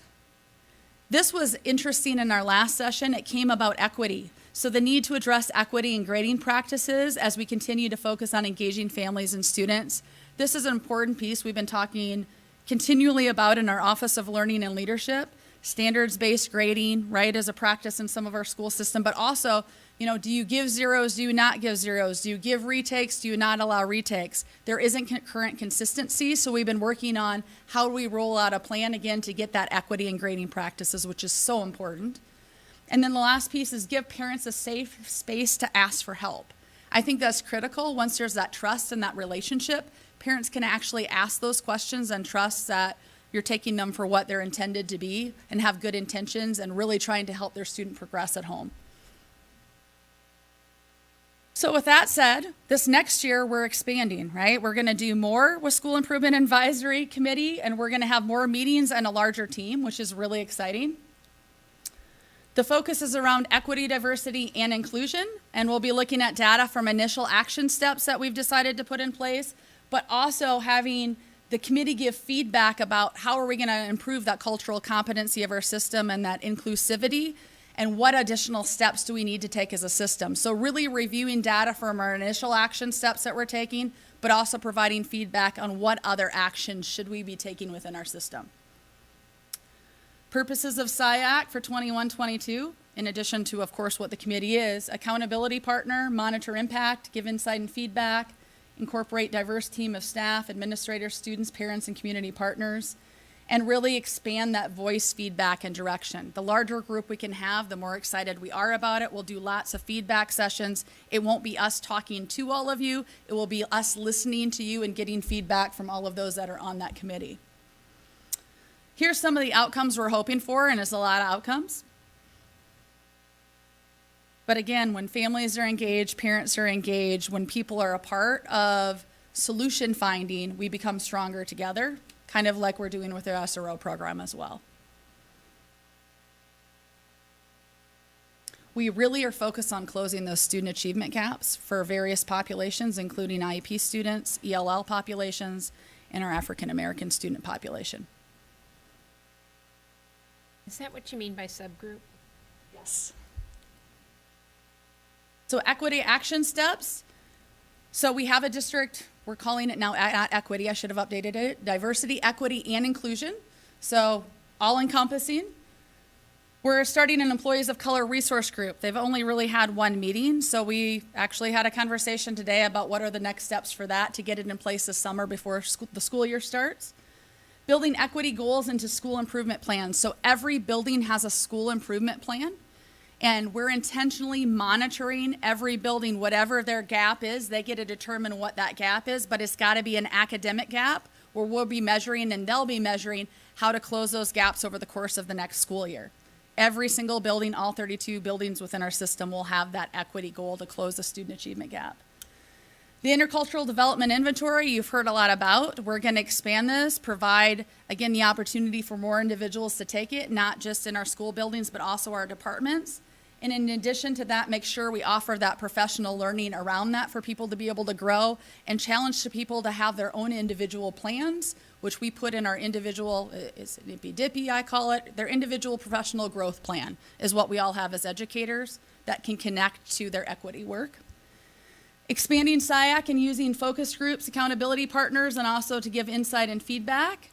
The addition of the 4 equity coaches in their system, which is exciting work. And then, of course, we're currently auditing the SRO program. And I probably should add, we're going to do some intentional curriculum work and audit some of our curriculum for some of our various departments, which we're currently having conversations about, but will be happening as well.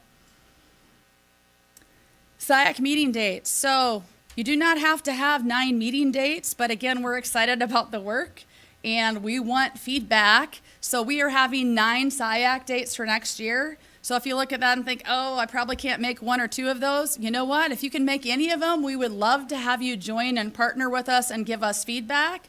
So I've already sent some communication out to the current members who had signed up. If you are interested, let me know and we will get you added. There's also, I know, a form on the website that you can fill out so you can be a part of the SIAC committee for the upcoming school year, and these are the dates identified. And it is the first Tuesday of the month. So that's what we intentionally plan to be consistent and try to do basically 1 a month besides I think 1 month. So August, the start of school year.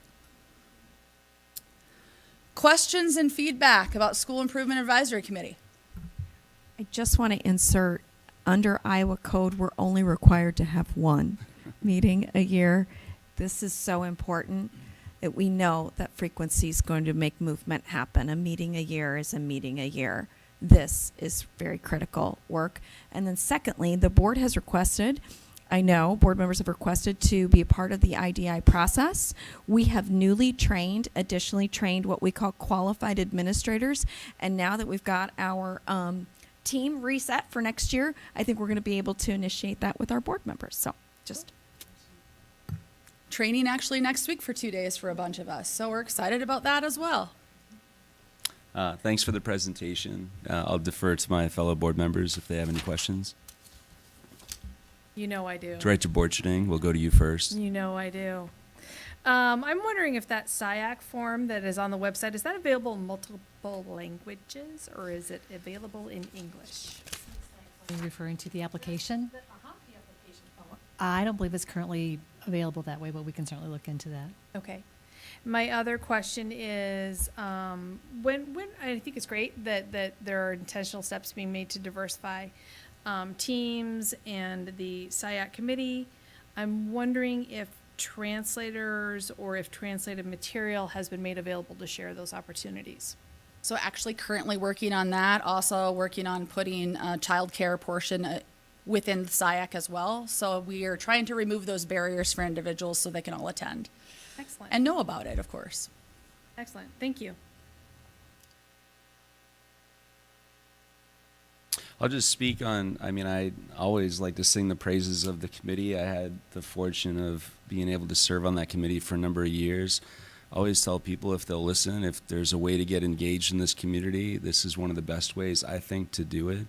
I've just been in so many wonderful conversations with staff and administration, with the teachers, the students, with fellow parents, people from the community. Literally everyone is in this one room, sharing that purpose of what's best for kids. So excited to see the expansion. Certainly, for one, I think there was only 4 meetings, maybe 3 when I was on the committee. But I know I'd be excited about this. And just to echo that, like, if you can't make all the meetings, certainly please make time for it, because if you can just make one, it really is an important way to get engaged with this community. So I appreciate everybody's work. And like I said, serving on this board, I think that was a good opportunity for me to get exposed to some of the important work that's happening here. So that's not a question, just a praise. Thank you. Any questions from my fellow board members? Dexter, we don't want to forget about you out there. Seeing none, thank you so much for the presentations tonight. These were some really, really important conversations that we had tonight. So appreciate everyone's time coming out and sharing your voice. With no further business, we stand adjourned. Thank you.